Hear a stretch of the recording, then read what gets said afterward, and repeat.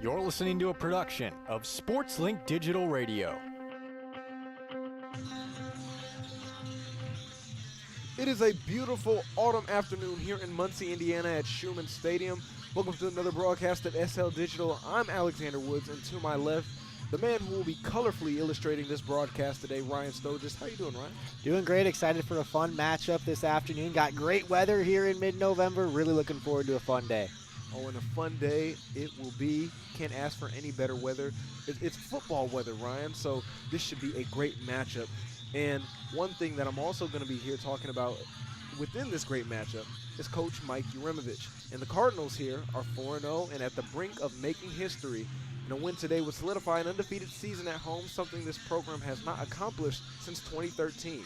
And for Mike U specifically, it would be the first time since Dwight Wallace in 1978 since this feat was last attained by a first-year head coach. On top of that, the Cardinals needed to win 2 out of the last 3 games to secure bowl eligibility, which would be a huge milestone for a team that has only won 3 games this past year. So much at stake for Ball State coming into this game, Ryan. Absolutely, and it's so nice for the Cardinals to be able to say that they're playing meaningful football in the month of November. A bowl game, very much alive. A MAC championship berth. Probably going to have to win out, but still very much alive if you take care of business. There's still a lot of conference football left to be played. So going undefeated at home, obviously, it would be something that would be a huge accomplishment for Coach Uremovich in his first season, because that's just something that really will help establish a culture, not just internally with his team, but also with the Ball State students, with the Muncie community. Being able to say that you went undefeated in your home stadium, that might get people to come to more and more games next season and years after that as you start to establish a football culture here in Muncie, something that I think we all would love to see happen more and more. And you just look at all the wonderful occasions, the joyous occasions we've had at Schumann Stadium this season. I mean, you go back to family weekend, homecoming, senior day now, celebrating all the seniors in the Ball State football program. Getting that energy with just having those occasions, as you'd expect, that's something. That's going to draw people to an extent. But when you win at home, when you can create that culture of winning, that's how you really develop your program, and that's how Coach U is going to hope to get his team a strong culture internally and also with the fans. And a strong culture with the fans it has been, especially like you have noted, with being undefeated here at home as of yet. And right now, they're actually going to be honoring 21 seniors before the game. And as you mentioned, having that family culture here at Ball State, which has really been rejuvenated under the new regime under Mike U. And it's funny, right, Ryan? This team started off 0-3. I don't think many of us Ball State football spectators or analysts, and even the fans, especially the fans, could have really thought this team would have such a vast turnaround like they have so far. Well, it wasn't the best start to the season, especially when you look at the non-conference schedule. You know, we all remember that game in Purdue, 31-0 loss. That was something where, yes, you're going on the road to take on a Big Ten team, but I think a lot of Ball State Cardinal fans thought that maybe they'd hang around a little bit longer in that game than they did. Then going down to Auburn was obviously tough. And then the New Hampshire game, the home opener here that they did win against an FCS program, a good FCS program, that was a game that went down to the wire.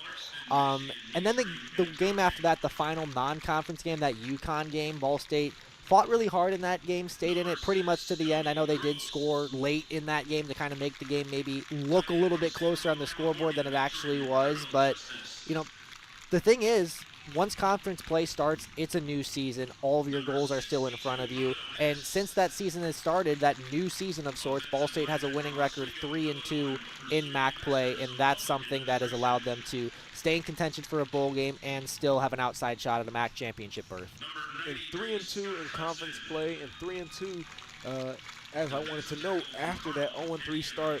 And Mike U really has this team fighting for a chance to be, like you said, in a position to be potentially in a MAC championship. Now, it's going to take a lot of winning to do. You have to obviously win out for these last 3 games of the season.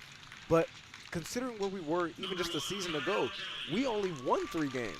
And so just to see the complete flip in a new coaching staff and a new coaching regime that has really taken over this Ball State football team and taken over this Ball State football culture, I think this future is really promising, especially considering the start that we have had under Mike Yu's first year in his tenure. Absolutely, and it's refreshing even just for me personally, I'll say, watching some of the midweek action, earlier this week, just to actually have the thought of, let me look at the standings, who do I want to win this game, what would be better for Ball State's chances to climb the standings. That wasn't on my mind and really on the mind of any Ball State Cardinal fans this time last year. So regardless of what happens down the road, obviously, as Ball State honors their seniors here on Senior Day, they want to emphasize everything's still in front of us. The jobs are not finished. We want to do more this year. But as we've talked about throughout this pregame show, you can just feel the improvement. You can feel the culture change. And again, we're here in November. We're saying the words bowl game. We're saying the words MAC championship. That just by itself is really refreshing for Ball State Cardinal fans. Exactly. And like you said, within that is the goal. That is a great building point, and that's a great place that you would be happy considering the position where you were and the position where you are now sitting at.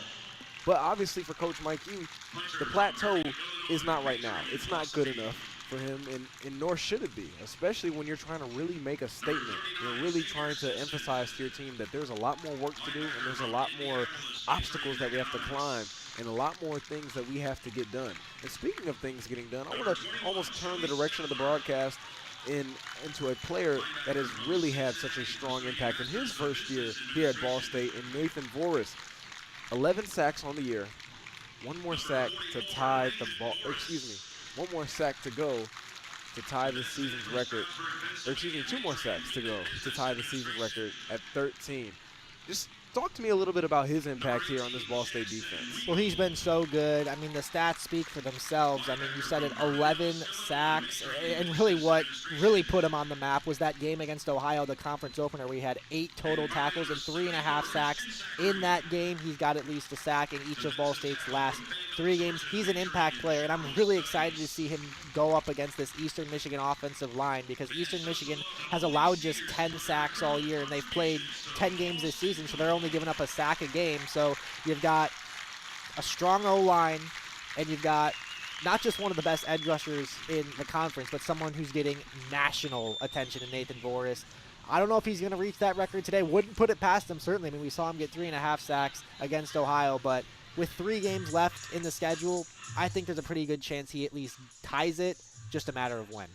Yeah, and Nathan Voris, an absolute game record, but like you said, he's going up against an Eastern Michigan team that has a very strong and experienced O-line.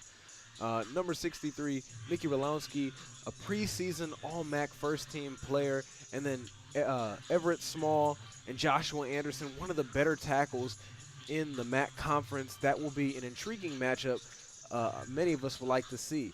And now, to switch the broadcast a little bit, I'm here to talk about Eastern Michigan, a team that just came off a win against Bowling Green, that was able to fend off a late surge in the fourth quarter, and they were able to win 27-21, led by the Coastal Carolina and Michigan State transfer Noah Kim. He's been one of the better quarterbacks in the conference, 20 touchdowns on the season, just over 2,000 yards total, and considering how his impact has for the team, and especially from an offensive standpoint, you would have thought this team would have been in prime position to be one of the better teams in the MAC. Unfortunately, not quite the season they've been asking for. Yeah, it's been a bit of a disappointment for Eastern Michigan, coming in with a 3-7 record, 2-4 in MAC play. Not going to be going bowling, not going to be competing for a conference championship. But this is still a talented team. They've lost some close games, and even in some games that they've lost, they've put up a good amount of points, and a lot of that could be attested to the grad transfer quarterback Noah Kim. Very experienced, spent 2020, 2021, 2022, and 2023 at Michigan State.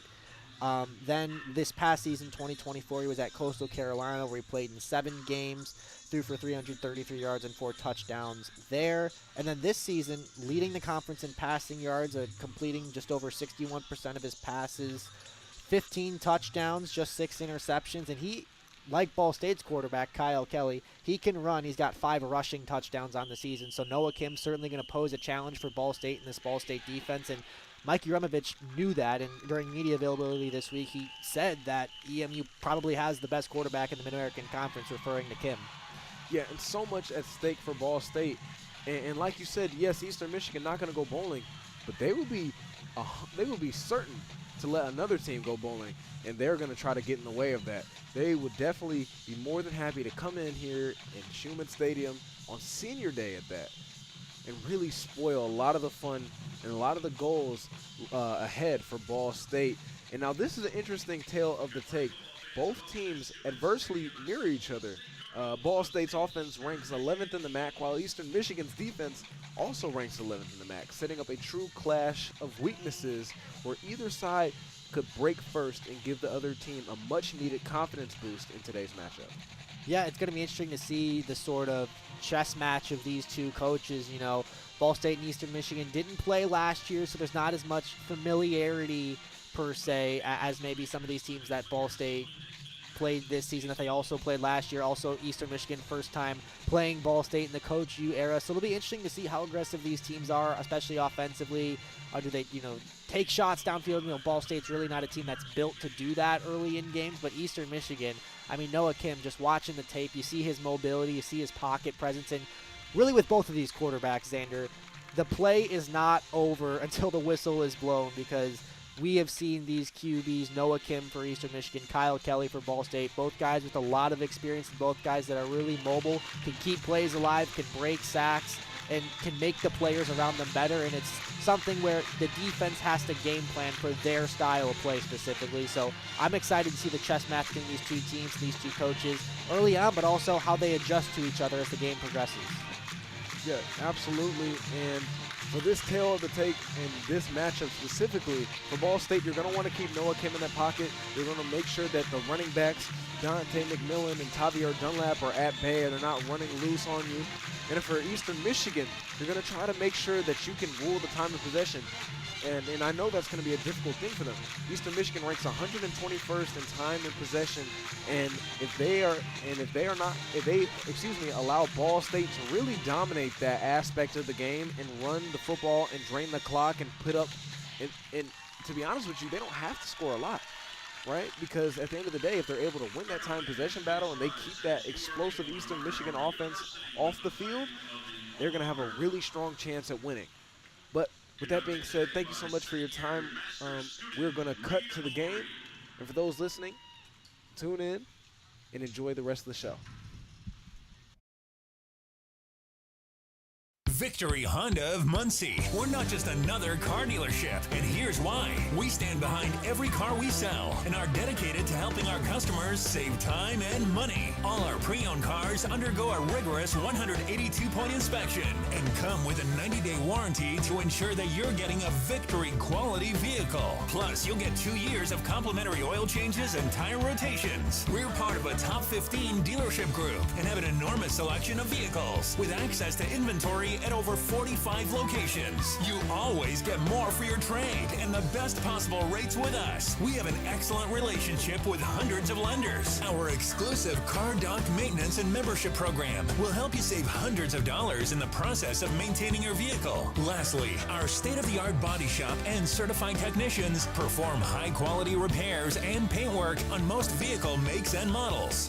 Victory Honda of Muncie. We're not just another car dealership. Well, together, we're all in it together. And I said it in my press conference, it's not just the players, it's not just the coaches, it's the administration, it's the trainers, it's the strength staff, it's the alumni coming back, it's the people in the community supporting our program. Together to me is just moving as one cohesive unit. I feel like I could just go back to our conditioning, our workouts together. You're building a lifelong brotherhood with this team. When I hear that word, it fires me up because I feel like it explains, football in a sense. New episode of Together is out now.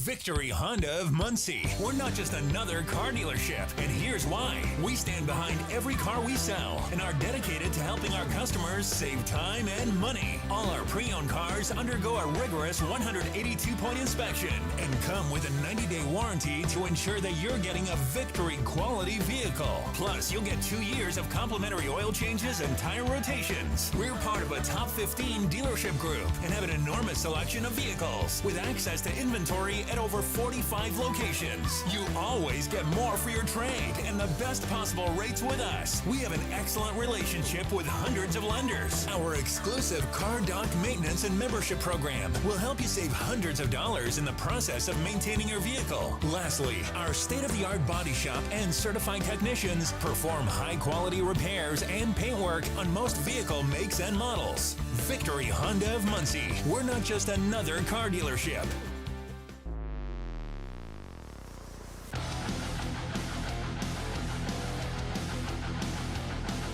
Hey Cardinal fans, this is Connor Onion, play-by-play broadcaster with Fox Sports, and I'm a proud SportsLink alum. You're listening to Ball State Sports Live with SL Digital. Chirp, chirp.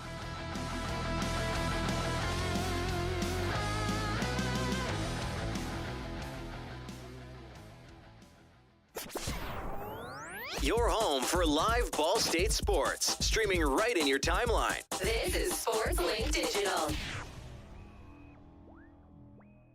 Victory Honda of Muncie. We're not just another car dealership, and here's why. We stand behind every car we sell and are dedicated to helping our customers save time and money. All our pre-owned cars undergo a rigorous 182-point inspection and come with a 90-day warranty to ensure that you're getting a Victory quality vehicle. Plus, you'll get 2 years of complimentary oil changes and tire rotations. We're part of a top 15 dealership group and have an enormous selection of vehicles with access to inventory at over 45 locations. You always get more for your trade and the best possible rates with us. We have an excellent relationship with hundreds of lenders. Our exclusive Car Doc maintenance and membership program will help you save hundreds of dollars in the process of maintaining your vehicle. Lastly, our state-of-the-art body shop and certified technicians perform high-quality repairs and paintwork on most vehicle makes and models.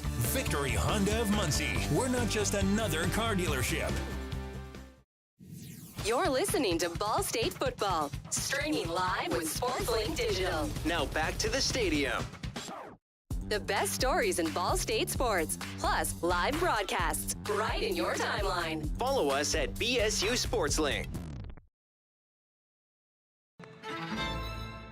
Well, together, we're all in it together.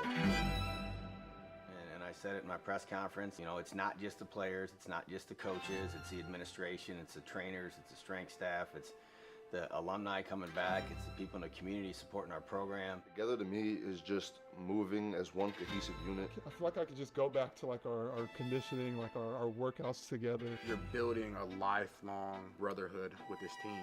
When I hear that word, it fires me up because I feel like it explains, football in a sense. New episode of Together is out now. Ranked number 1 in the nation by the Broadcast Education Association, this is Ball State SportsLink with SportsLink Digital Radio.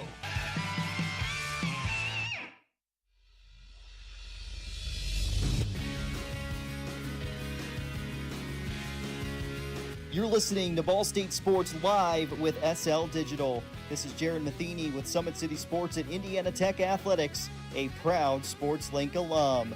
Go Cards! Here from Schumann Stadium, the home of the Ball State Cardinals, on a beautiful November afternoon as the Cardinals are playing some meaningful football in the month of November. An Eastern Michigan team, however, looking to play spoiler. I'm Roen Elbert, joined by Ryan Stojetz. Man, what a beautiful day for football. Big thank you to Zander Woods on the pregame host. You'll see more of him on halftime and postgame. But Ryan, what a beautiful day for football. Absolutely, Roen. I mean, we had snow on the ground earlier this week in Muncie, and now the sun's peeking out. We got temperatures in the 60s. I love it, and I know these fans and players are going to enjoy it too. All I'll say, enjoy it while it lasts. Yes. Those temperatures in the 60s, probably not here for too long, but the Cardinal fans, they have come out, and they have come out in bunches for this game, knowing how big it is for Ball State. I know Zander touched on it earlier. The Cardinals, they need to win 2 out of the next 3 to be bowl eligible for the first time since 2021. Ryan, on your side, what will it take to get started on that mission today? Well, I think for Ball State, what's going to be the key for them is to be able to stick to their offensive identity, and that's running the football, staying ahead of the sticks, and having long, sustained drives that result in points. Keeping the ball out of Noah Kim's hands, the dynamic quarterback for Eastern Michigan, the best in the conference, many say. So for Ball State, have 6, 7, 8-minute touchdown drives. That's going to be the key for them. That's big for the Cardinals, knowing how important it is to get off to a hot start. All of their wins this season have come right here at Schumann Stadium, and not only that, they've come with go-ahead points in the fourth quarter. We may see more of that today. We may. I mean, that Kent State game was a thriller. I mean, down to the wire, and then on 4th down, Kyle Kelly to Cameron Anthony. What a play that was, getting it done on national TV, midweek action, and that's a big reason why this game now still means as much as it does for Ball State. Ryan, who's a player on Eastern Michigan, whether it be offense or defense, that you look at and see it for the Cardinals as, oh, that guy's going to be a problem? I'm looking at one of their wide receivers, Nick Devereaux, the grad student, who really, just these past few weeks, has really started to make a name for himself. 5 receiving touchdowns over the last 3 games. He had 1 catch all of last year. So Devereaux, he's someone that's athletic. He's a deep threat. He loves to help his offense stretch the field. Number 81 for Eastern Michigan. I'm keeping an eye on him. I expect the Eagles to try to take a couple deep shots going his way. Yeah, not just Nick Devereaux. He's been great breakout. But they have so many good receivers, a lot of great options for what Mike Yuremovich said earlier this week. Noah Kim may be the best quarterback in the MAC. Absolutely, and Noah Kim, he has options. He has receivers. You just look around Eastern Michigan, solid playmakers for sure. Porter Rook's another one, another grad student. Harold Mack, just a freshman, but someone who's really stepped up and made an impact. A first-team all-conference player at Wayne High School in Fort Wayne, Indiana. A 3-star prospect coming out. So there's a bit of a nice balance on Eastern Michigan between some experienced talent, but then also some younger guys just kind of starting to find their groove. I've loved watching Harold Mack as a freshman coming from Wayne High School in Fort Wayne, Indiana. Kind of a homecoming in a sense. Yeah, a little bit, same state. Ball State, the only MAC team in Indiana, so definitely a homecoming of sorts for a lot of these Eastern Michigan players, a few of them that hail from Indiana. It's just such a big matchup. Also on the emotional side, because Ball State, it is senior day. 21 seniors will be playing their final game at Schumann Stadium. It is very emotional, and I like what Coach Yuremovich had to say in media availability earlier this week when asked about it. He said, as much as I tell him that it's every other game, there's a lot of emotion going into it. They've put a lot into it. I want them to take a minute to enjoy it, but then we've got to go play. Roen, now we're at that point. We saw them have their moment out on the field a few moments ago, but now it's time to play ball. And now it is time to play, because look at Ball State. Kyle Kelly, who's done so much for this program, especially this year, playing his last game at Schumann Stadium. Joey Stemler, Nathan Voris, Keon Magwood. These are guys that, even with Voris, a guy who's only been here 1 year, they put their blood, sweat, and tears into this program, and hopefully it pays off today. Hopefully it does. And just looking at what it would mean for these seniors to be the class that goes undefeated at home, something Ball State hasn't done since 2013. It would mean a lot for them, as we see.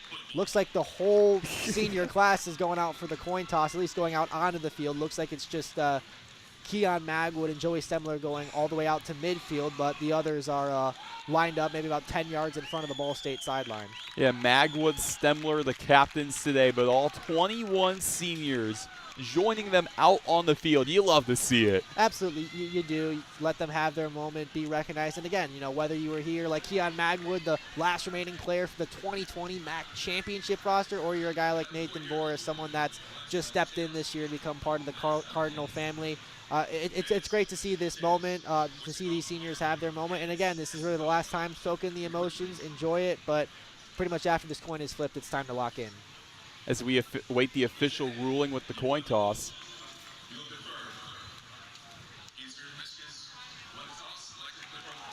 So Eastern Michigan defers as they win the toss. Yeah, and they want to put their defense out there first, and I think for Ball State it's going to be a big drive, and we just talked about it. You know, you want to have sustained drives. You know, this is a Ball State team. They're going to run the football. They're not really built to take a lot of deep shots. They're not going to throw the ball down the field that much unless they have to, where it's like the second half and they're behind. They're going to want to run the ball with Quay Ashley and TJ Horton, their running back duo, but also with Kyle Kelly. You know, every 2 or 3 plays, there's probably going to be some sort of designed run or at least option for the Cardinal signal caller to take it himself. Billy Williams, the main official in today's crew, just seconds away from kickoff. The Ball State Cardinals today wearing their red uniforms, the white lettering, white bottoms, the white helmets. The Eastern Michigan Eagles with the white uniforms, the gray lettering, the green pants, the green helmets. And what looks like a beautiful day here at Schumann Stadium, partly cloudy skies. It's a double-header for Ball State Athletics. Tonight at 7 o'clock, it's Ball State versus Little Rock in men's basketball. You can go to Worthen Arena to catch that, or you can be right here on SL Digital Radio, presented by Victory Honda of Muncie. Sam Klug and Dylan Budd will have that for you. Bet you'd probably rather listen to them than me, but that's how it goes. Two guys fantastic at what they do. Ball State going left to right as Eastern Michigan kicks it off. Just moments away from the kick. The crowd has come out in bunches today, and what will be their last chance at home at least to see the Ball State Cardinals in action.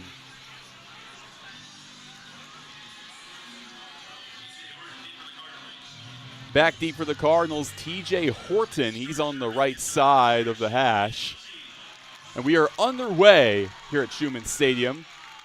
TJ Horton goes behind him. He lets it go for a touchback. Ball State takes possession from their own 20, starting with Kyle Kelly at quarterback. A season that's had a lot of ups and downs. It's had a lot of ups and downs, but I just think this season in general, it's been sort of full circle for Kelly. 2021, he has a redshirt year. 2022 appears in just one game. 2023 played some quarterback, but was kind of part of a 3-man rotation at the quarterback position. Last year was not the starter, but this 2025 season has really been finally the time where he is exclusively QB1 for Ball State. Cardinals from their own 25, 3 receivers left. Horton the back behind him. Now to his right, Kelly gets the snap. The give to Horton up the gut. Gets past one defender down at the 29-yard line. Tackle made by Mochan.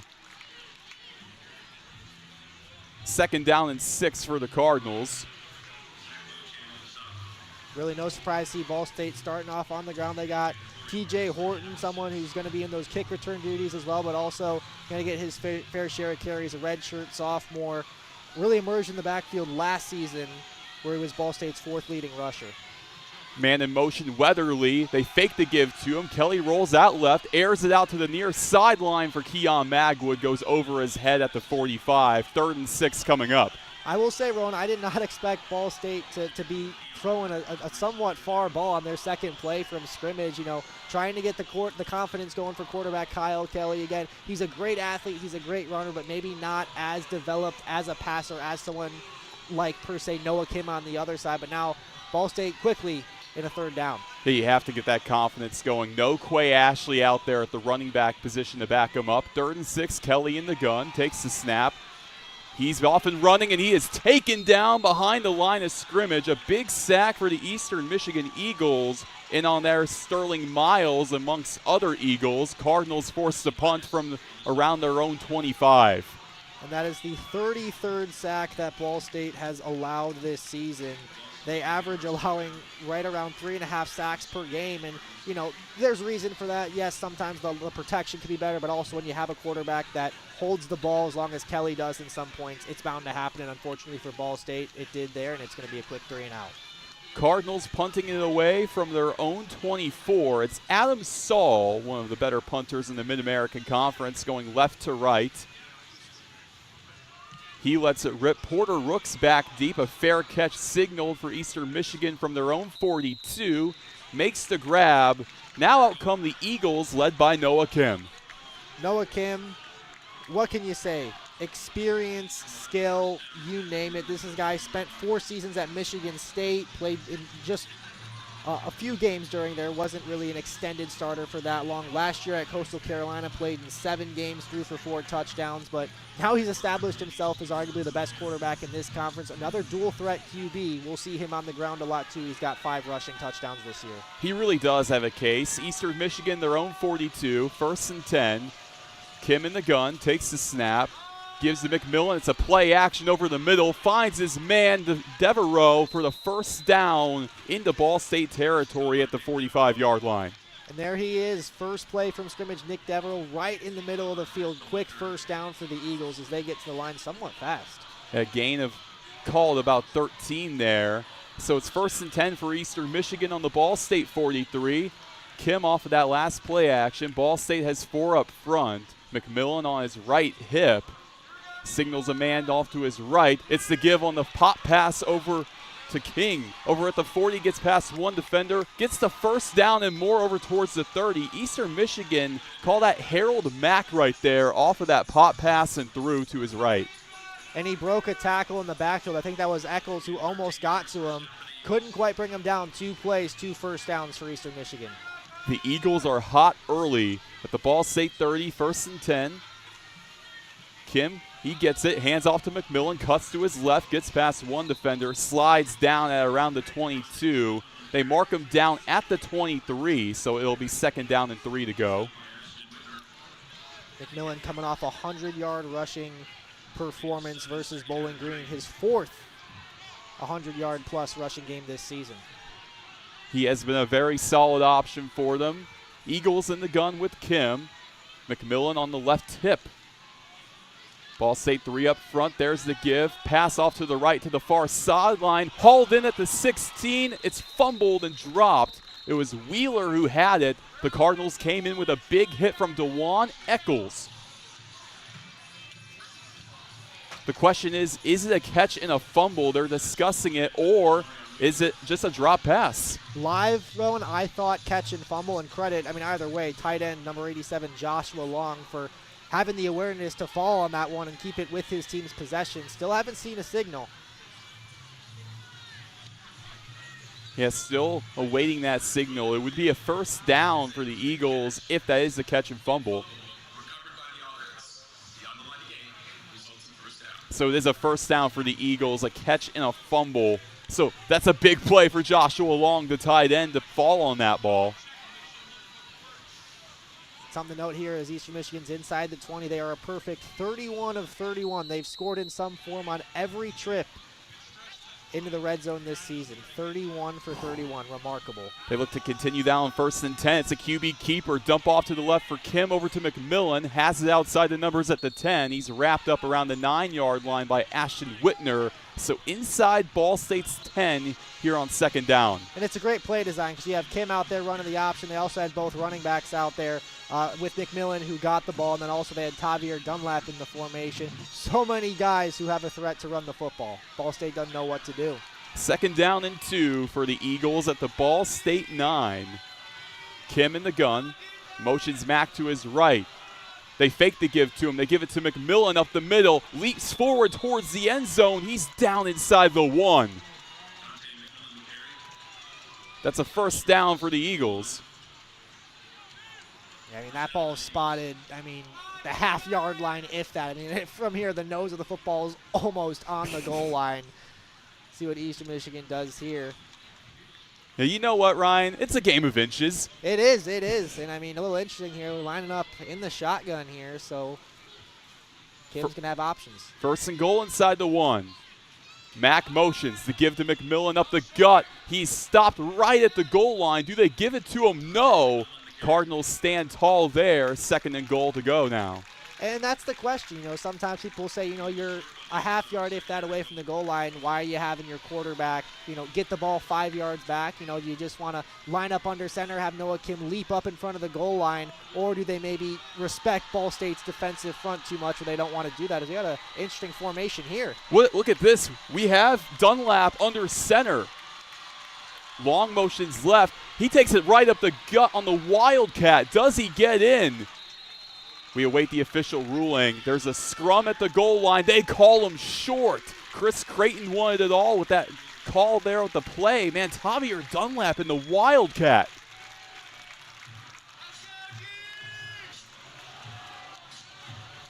The ball's now right in the middle of the field there, about at the same spot it was to start this set of downs. Ball State's defense looking to make a stand. Here we go, 3rd and goal from the 1. Eastern Michigan in a shotgun formation. Now under center, it's Kim. QB keeper up the middle. Does he get in? They want a touchdown, and they got it. Noah Kim makes it 6-0 Eagles early. And there it is, just finally saying, all right, we're done getting cute. We're just going to get the quarterback under center and get him in there. And Eastern Michigan, yet again, converts in the red zone. Now 32 for 32 are the Eagles in their red zone trips this season. That's unreal. It's crazy to think with that stat in mind, they're 2-4 in MAC play. Yeah, you would not guess when you're scoring that much in the red zone, taking advantage of good field position, that would be the case. Here we go, Rudy Kessinger, who is 24 for 24 on PATs this year. He lines it up. Kick is up, and it goes right down the poles, making it 7-0 Eastern Michigan, 9:19 to go in the first quarter. The Eagles strike first on senior day at Schumann Stadium. We'll be right back. You're listening to Ball State Football on SportsLink Digital Radio, presented by Victory Honda of Muncie.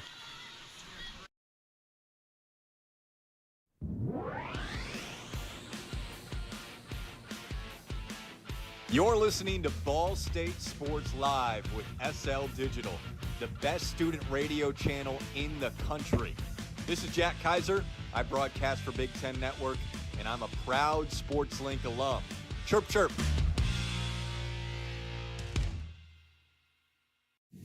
You're listening to Ball State Football, streaming live with SportsLink Digital. Now back to the stadium. Victory Honda of Muncie. We're not just another car dealership, and here's why. We stand behind every car we sell and are dedicated to helping our customers save time and money. All our pre-owned cars undergo a rigorous 182-point inspection and come with a 90-day warranty to ensure that you're getting a Victory quality vehicle. Plus, you'll get 2 years of complimentary oil changes and tire rotations. We're part of a top 15 dealership group and have an enormous selection of vehicles with access to inventory at over 45 locations. You always get more for your trade and the best possible rates with us. We have an excellent relationship with hundreds of lenders. Our exclusive Car Doc maintenance and membership program will help you save hundreds of dollars in the process of maintaining your vehicle. Lastly, our state-of-the-art body shop and certified technicians perform high-quality repairs and paint work on most vehicle makes and models. Victory Honda of Muncie. We're not just another car dealership. From the bell tower to your smartphone, anywhere in the world. Never miss Ball State Sports with SportsLink Digital. We return from Schumann Stadium, 9:19 to go in the first quarter. Already 7-0 Eastern Michigan. I'm Roen Elbert, joined by Ryan Stojetz. It was Noah Kim who took it in on 3rd and goal from the 1, in for the touchdown for the Eagles. And it's been a textbook start for the visiting team, deferring the opening kickoff, forcing Ball State to go on a quick 3-and-out, getting Ball State's offense off the field, starting their own drive with pretty good field position, then marching down the field relatively quickly and shocking the Ball State Cardinals, who again are undefeated at home this season. And Eastern Michigan looking to reverse a couple trends as they've struggled on the road coming into today with an 8-game losing streak that dates back to last season. Their last road win was a win at Kent State on September 28th of 2024. So it's been a full calendar year since the Eagles have won away from home. Ball State, they just let that go into the back of the end zone with TJ Horton. The Cardinals went 3-and-out on their last drive. How do they right that wrong here? Well, I think that they got to win first down, and they got to get, ideally, I think at least 4 or 5 yards is a good goal. Something where you can stick to your offensive identity and run the football, because this is a Ball State team that's not really built to complete that many downfield passes. So this first play is going to be big. I expect them to run it, whether it's TJ Horton or Kyle Kelly.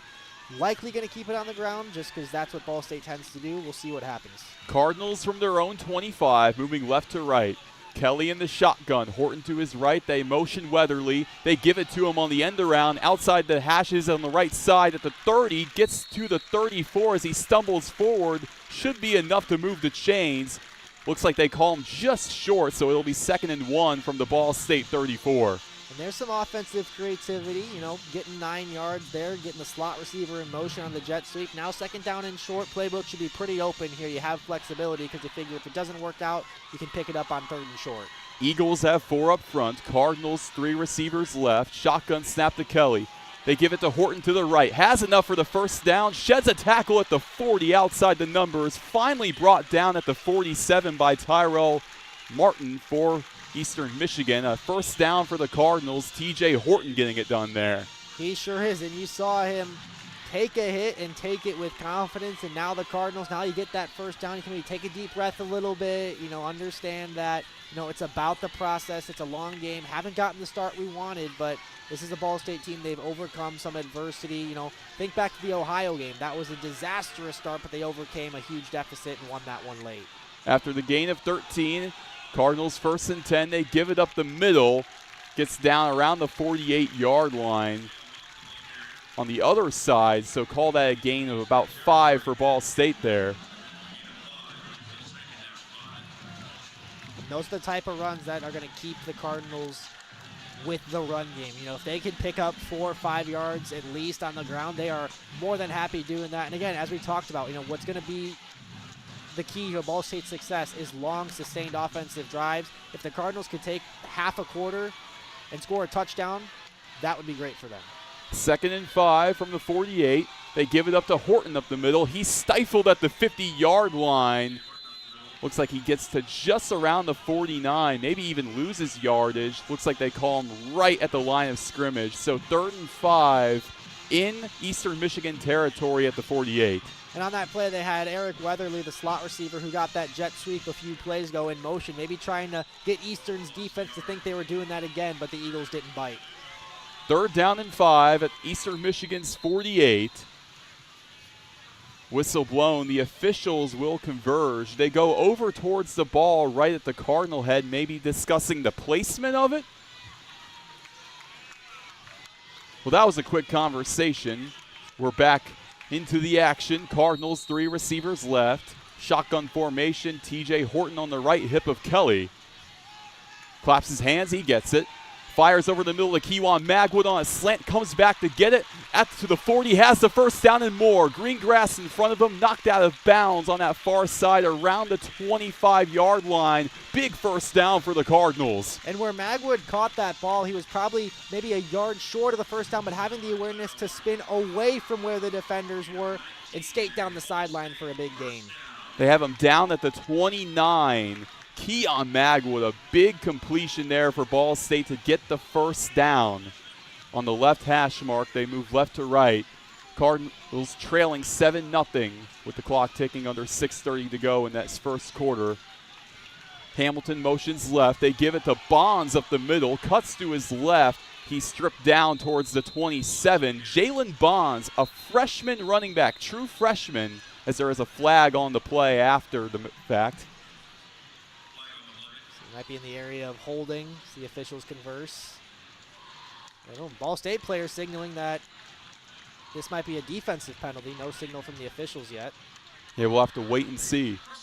Face mask, defense, number 11. Half the distance to the goal from the end of the run. Automatic, 1st down. How about that, Zach Mochan? That's a big penalty, a face mask. Crucial mistake that'll move this ball in the red zone. Ball State now all the way up to Eastern Michigan's 14. Really giving the Cardinals that upper hand. 1st down and 10. It was after that Jalen Bonds run. The true freshman getting reps in the wake of the absence of Quay Ashley today. 3 receivers right there on the left hash. Kelly looks to his left. He gets the snap. They give it to Bonds up the middle. Maybe gets 2 yards before he's brought down by a sea of white in Eastern Michigan.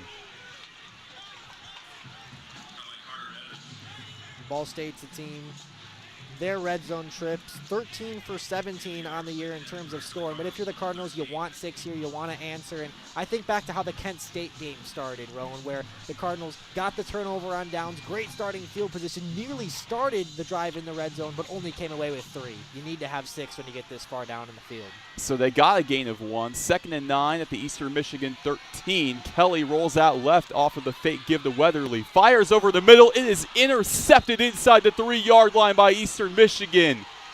Wow, how about that? Look on the field is an interception by the defense. First, Zach Mochan came away with it. That is something else, man. Eastern Michigan, a red zone turnover. And that's a way to make up for that face mask penalty earlier, taking the ball away. And just as we talked about how important it is for the Cardinals to come away with 6, they'll come away with nothing on this drive. Yeah, Kyle Kelly on that play. Off-balance throw, was looking for Magwood in the end zone. Was looking for it all, just didn't get it. Yeah, and just, kind of throwing off that back foot, just didn't have enough on it to really rifle it exactly where he wanted to go, and Eastern able to jump on it. We'll send it to a quick commercial break. We'll be right back. Ball State football with 5:11 to go in this first quarter. They trail 7-0 to Eastern Michigan. Ranked number 1 in the nation by the Broadcast Education Association. This is Ball State Sports Link with Sports Link Digital Radio. Well, together, we're all in it together. And I said it in my press conference, it's not just the players, it's not just the coaches, it's the administration, it's the trainers, it's the strength staff, it's the alumni coming back, it's the people in the community supporting our program. Together to me is just moving as one cohesive unit. I feel like I could just go back to like our conditioning, like our workouts together. You're building a lifelong brotherhood with this team. When I hear that word, it fires me up because I feel like it explains, football in a sense. New episode of Together is out now. You're listening to Ball State Football, streaming live with SportsLink Digital. Now back to the stadium. Back from Schumann Stadium on Senior Day, 5:11 to go in the first quarter. Eastern Michigan 7, Ball State nothing. Cardinals marched all the way to the Eagles 14. Had a chance. Kyle Kelly throws his 6th interception of the year. You can't be turning the ball over in the red zone, and on that play, it was a play where Kelly had some time, looked through his options, but then was just kind of forced eventually to throw it from a tough angle, off his back foot a little bit, off balance. Didn't get all on it. Definitely a throw that Kelly would like to have back. Oh, certainly, yeah. Off balance, trying to thread the needle. A rare mistake with the interceptions. You just don't see it too often from Kelly. You don't, and it's something that now you just have to turn the page. And if you look at it for Ball State, the goal has to be stop Eastern Michigan here, force them to punt, and then you can still get your offense to start a drive, their next drive, in good field position. Well, Eastern Michigan, they're going to have quite a ways to go if they want to get 6 here. They're at their own 3-yard line going right to left. Ball State, that ferocious pass rush, that could play a factor here. Yeah, for sure. I mean, we saw against Ohio, it was a safety by this Ball State defense that helped spark the comeback. So wouldn't put anything past this defensive front. Noah Kim, he claps his hands once, now twice for the snap. Gives it to McMillan. He's in the end zone, has to go outside all the way to the far sideline before Alfred Shea snipes him down at the 5. Yeah, and I think it was Ben Marsh who dove for him in the end zone, just missed him, nearly had him. But still, if you're the Ball State Cardinal defense, you just have to focus on if we get a 3-and-out here, we could pick up our offense a little bit and help them hopefully start their next drive close to midfield. It's a gain of 3 for the Eagles. That was a close one for Eastern Michigan. McMillan was backed up in the end zone, had to go around. As it's 2nd down and 7, Eastern Michigan on their own 6. Kim in the gun, Cardinals 4 up front. He gets it, empty set, fires over the middle. It's tipped up and caught. Tipped up front by the Cardinals, and then Joshua Long at the 8-yard line hauls it in. Maybe better to be lucky than good. Yeah, Joshua Long, I'm telling you, just even in this first quarter, he has some instincts. We saw him get on top of a fumble when Eastern Michigan was driving on their last drive, allowing his team to keep possession, and there just having the instincts. Hey, ball's there. Didn't think it was going to come to me that way, but I'm going to catch it. It's 3rd down and 5 for Eastern Michigan from their own 8. Cardinals bring 4 to the line. 3 receivers left. Empty set for Kim. Looks to his left. Gets the call, gets the snap. Fires over the middle. He has Mack at the 15. Hauls it in. He's suplexed down by Whitner, but that is enough for an Eastern Michigan first down. Harold Mack with the reception. Yeah, Ball State's defense giving him a little bit of too much room, not playing the stick super aggressively in Eastern Michigan. Now some breathing room after picking up a first down after starting this drive deep in the shadow of their own goalposts. It's 1st and 10 for the Eagles from their own 16 on the left hash. 3 receivers to the right of Kim. McMillan on his right hip. Takes a glance over to his right.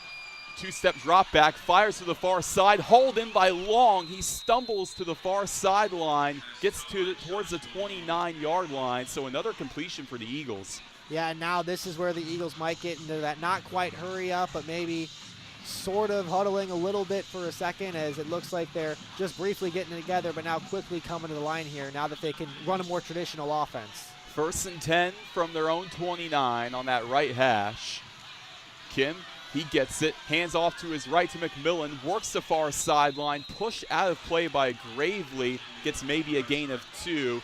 2:40 to go in this first quarter, 7-0 Eagles. And you're going to see plays like that a lot where it's Kim and one of the running backs in the backfield, and Kim's going to take the snap, and some of the times he's going to hand it off to the running back and then fake the other way like he has the ball, but then sometimes he's going to fake the handoff to the running back and take it himself. Always got to be alert for the QB keeper with Noah Kim. Oh, with that mobility for sure. 2nd and 9 from their own 30. Kim, he's alert. Play action, 2-step drop back, uncorks one into Ball State territory, looks for Mack towards the 30. He's brought down as it was incomplete over his head. A flag is thrown. That might be PI on the Cardinals. Yeah, it is absolutely PI on the Cardinals. He was almost tackled before that ball got there. I think they're going to get Harmon on that one. Pass interference. Defense. Number 10. 15-yard penalty for the previous spot. Automatic first down. That is Jamad Harmon, the former Kent State Golden Flash. Harold Mack had him in a good position. Great deep ball from Kim. It's a gain of 15 off of the pass interference call, so it's 1st and 10 for Eastern Michigan from their own 45. Eagles lead 7-0 over Ball State in this first quarter, just a little over 2 minutes to go. Noah Kim claps his hands, he gets it. Give to Dunlap up the middle, spin cycle over to the 50. Ball State finally gets him down. It's McCargo with the stop. Called about a gain of 5. 2nd and 5 right at the Cardinal head. Eastern Michigan hurries to the line. In the shotgun, Kim has to go under center, communicating with both of his tackles as Ball State has 4 up front. 2 linebackers in the spot. Kim looks once more, finally gets a high snap, takes it himself on the QB keeper to his right, to the far sideline, out of bounds towards the 49. He's hit late, and there's a bit of a scuffle towards the Eastern Michigan sideline between Joedrick Lewis and Noah Kim. Yeah, not sure if he slipped or if there was just maybe light contact, but no flag thrown, and I didn't think there should have been. You kind of have to let them play in a situation like that. I like the call. It is 3rd down. It's just a question of where is the placement. Looks like it'll be 3rd down and 2 for Eastern Michigan at the Ball State 46. Going right to left are the Eagles. Cloud cover starting to come in. Noah Kim, he peers through his clear visor as he gets the snap with a man behind him. He gives it to McMillan, who goes right. Voorhees chases him down. It's Michael Gravely who gets him stopped on the far sideline before he can get to the first down marker. Great job by both Voorhees and Gravely, who ultimately finished the job taking away that outside area of the field, ensuring that there wasn't an angle to go and get the first down. Ryan, it's decision time in Eastern Michigan with Chris Creighton. They've decided on 4th and 2 at the Ball State 47. They're going for it. Yeah, and there's about 30 seconds left in the quarter, 20 on the play clock, so they do have to snap it here. If you're Ball State, got to stay disciplined, can't jump here. It's an empty set. Cardinals bring 4 to the line. Kim, a glance to his right. He gets the snap. fakes right, takes up the middle. He's stopped towards the line by a sea of red. He won't get there. Ball State with a big stop. No flags on the play. Alfred Shea got there first. What a stand by Ball State's defense.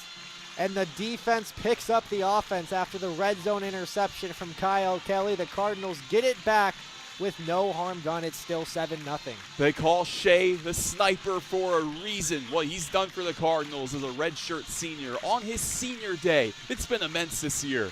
It has. It really has, and it's great to see another play there by the defense. And then he's one of those leaders that you talk about when you look at guys to step up in those big moments, because that's really the first time today that Ball State stopped Eastern's offense, because we saw them score a quick touchdown on their first possession, and on that last possession, starting inside their own 5, had made their way just into Ball State territory, but then stonewalled just shy of the 45-yard line, where we'll have this Ball State drive start. Immediate timeout called. We'll be right back. 12 seconds to go in the first quarter. Ball State trailing 7-0 on SL Digital Radio, presented by Victory Honda of Muncie.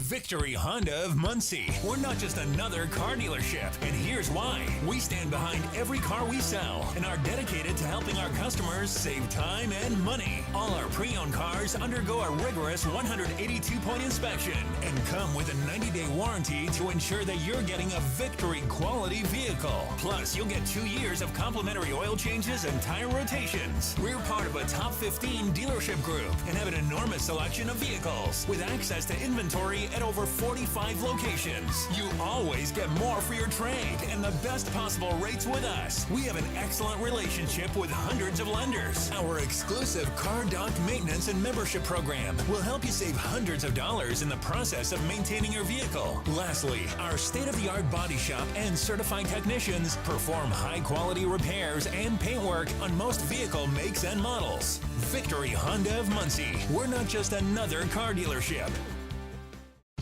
SportsLink is the official production partner of Ball State Athletics. All the chirp you can handle. From trivia night at Brothers and tater tots at Roots. Never miss a Ball State game with SportsLink Digital. We return with Ball State football. 12 seconds to go in the first quarter.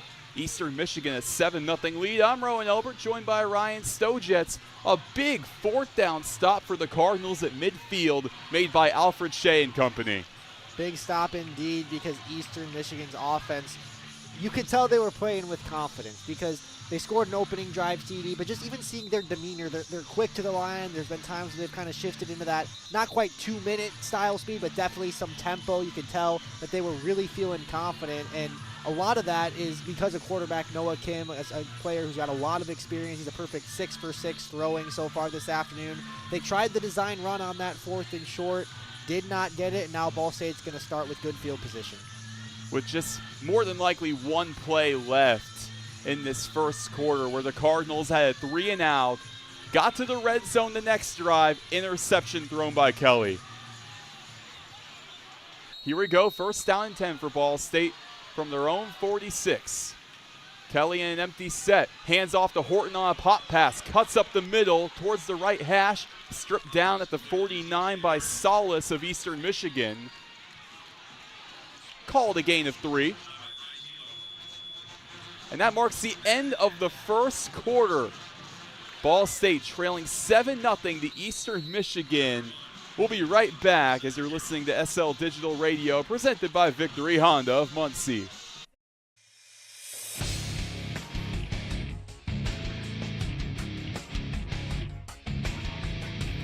You're listening to Ball State Sports Live with SL Digital. This is Nick Yeoman from NASCAR's Performance Racing Network and IndyCar Radio, and a proud SportsLink alum from 2010. Go Cards!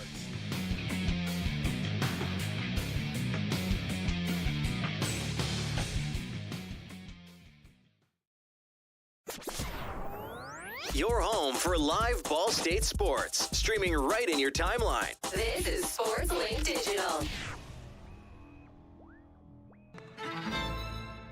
Well, together, we're all in it together. And I said it in my press conference, you know, it's not just the players, it's not just the coaches, it's the administration, it's the trainers, it's the strength staff, it's the alumni coming back, it's the people in the community supporting our program. Together to me is just moving as one cohesive unit. I feel like I could just go back to like our conditioning, like our workouts together. You're building a lifelong brotherhood with this team. When I hear that word, it fires me up because I feel like it explains, you know, football in a sense. New episode of Together is out now.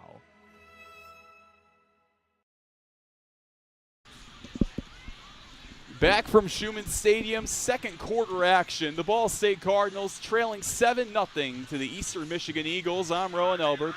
That's Ryan Stojetz. It was an up and down first quarter, to say the least, for the Cardinals, especially for that offense. A 3-and-out in their first drive.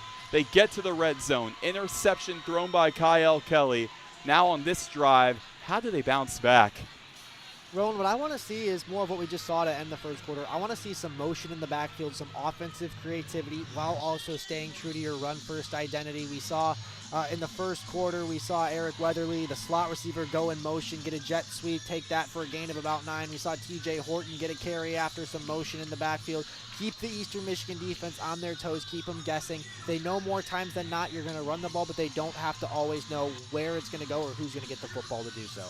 Right now, looking at that first quarter stats, Eastern Michigan 94 total yards compared to Ball State's 50.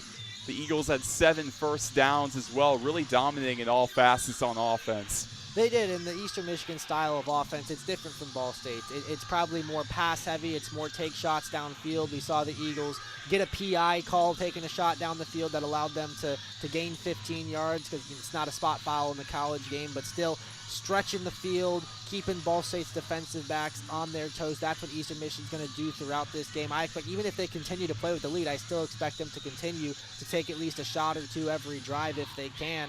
Whereas you look at Ball State, it's more running the ball. It's time of possession. It's just playing the long game. Eastern Michigan, on the other hand, we've seen tempo. We've seen hurry up. So it's very interesting just to watch the duality, two very different styles of offense.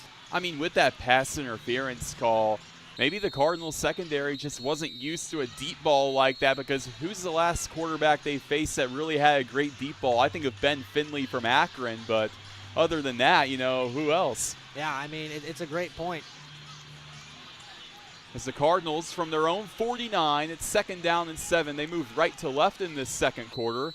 TJ Horton behind Kyle Kelly.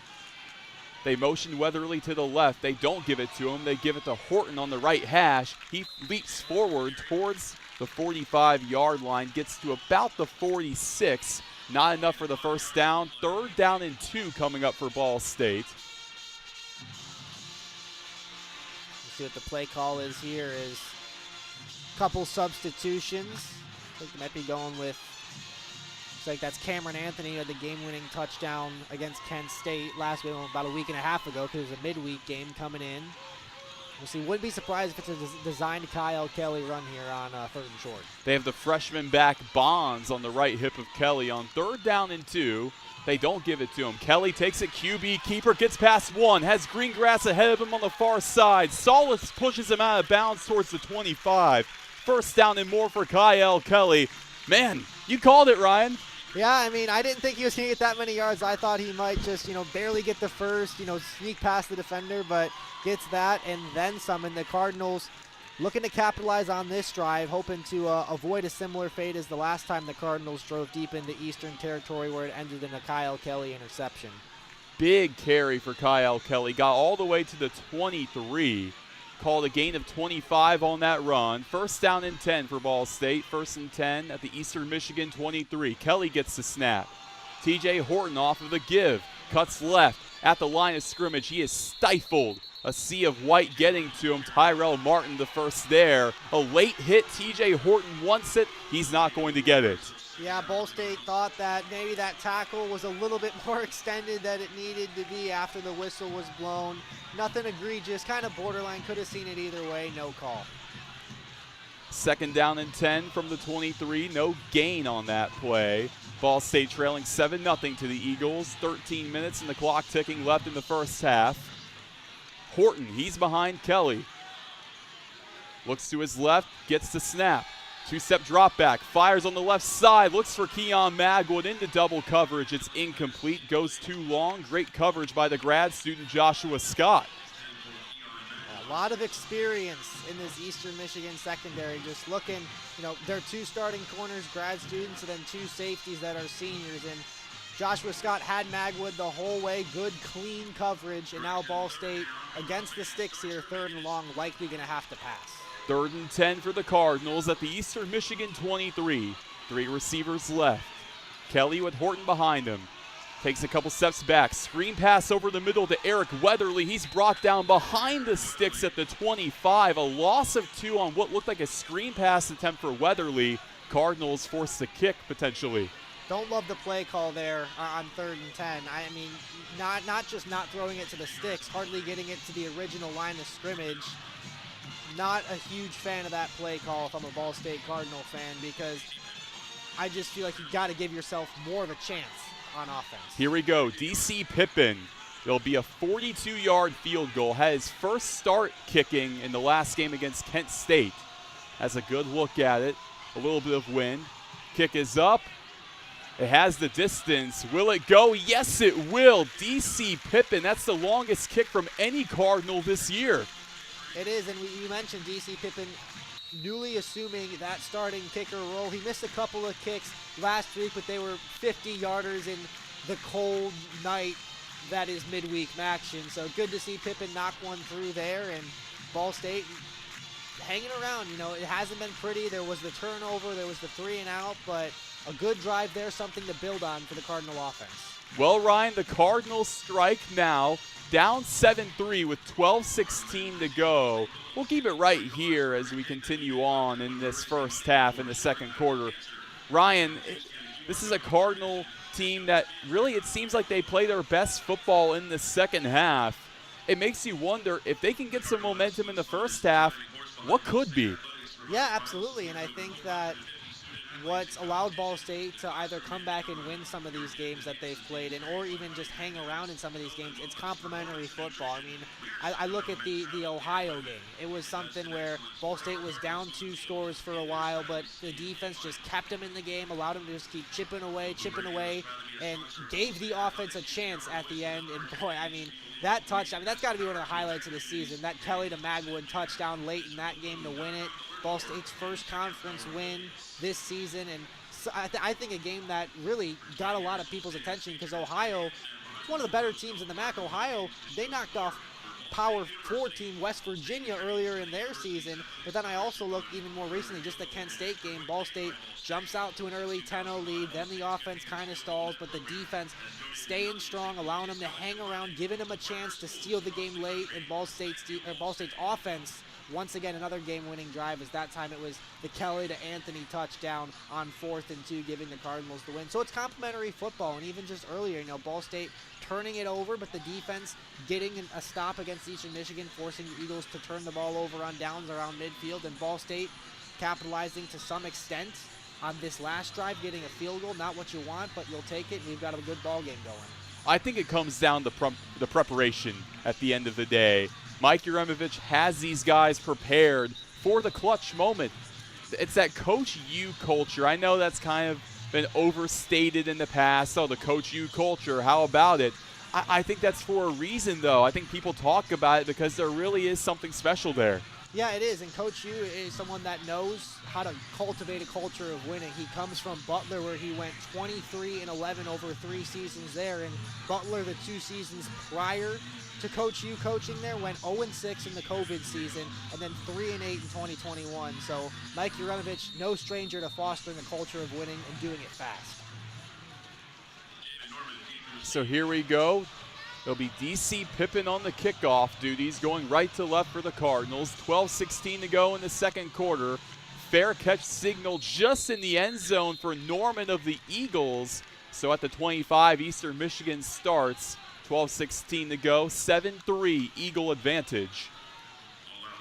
And if you're Eastern Michigan, you're just trying to do what you did on that first drive, which was stay ahead of the sticks, get Noah Kim time in the pocket. This is a great Eastern Michigan offensive line that's allowed just 10 sacks all season. and that's part of the reason that Noah Kim has been able to be so good. Here we go. I formation has a running back on each hip to start us off. Sun peering through as Noah Kim gets the snap. He gives to McMillan. Instead, he pitches to his right to Dunlap. Spins past the defender. Gets out to the numbers on the right side towards the 25. Fake that give to McMillan. Pitched over to Dunlap.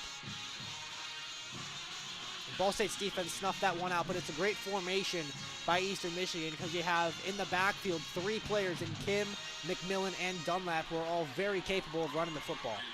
Only got a gain of 1 there. 3 receivers left on 2nd and 9 from the 26. Eastern Michigan in their own territory. As Noah Kim gets it. Looks over to his left. Has Devereaux. He fumbles it. Drops it towards the 30. Trying maybe a quick slant there, just trying to get either the first down or make it 3rd and short. Throw might have been slightly behind, but still one Devereaux should have had. A rare mishap for Nick Devereaux. What a breakout he's had. Was a walk-on. Only had 1 catch last year. This year, 31 receptions as it's 3rd and 9 for Eastern Michigan, their own 26. On that right hash, Ball State adjusting. 3 linebackers. Voris playing back. Mack in motion to the left for Eastern Michigan. Kim gets it. 3-step drop back. Eccles brings pressure. Fires over the middle. Harmon breaks it up at the 35. Ball State a big stop, forcing the Eagles to punt. The Cardinals sent some pressure, forced Kim to get that ball out maybe somewhat early, and credit Jamad Harmon for his presence in the middle of the field. We saw him get caught earlier with the DPI penalty, making up for it there. A great play on defense to get his unit off the field. With 11:32 to go in the second quarter, a 7-3 Eagle advantage. Punting back from their own 12, Eastern Michigan with Mitchell Tomasek. A short punt, goes long past Joedric Lewis over towards the 20. Didn't have the airtime on it, but the former All-MAC first-team punter Tomasek is able to get solid field position down. That one was a line drive punt. Yeah, like a line drive in baseball, just getting right past Joedric Lewis, who's been so good for the Cardinals as a DB, but in these last couple of games, getting reps as a kick and punt returner. Yeah, he has been, and even just, looking at his defense, he's got an interception in each of the last 3 games. So that tells you all you need to know about Lewis, someone who spent the last 3 seasons at Southeast Missouri State, the redshirt senior from Houston, Texas, finding a new home here in Muncie and making a big impact for sure.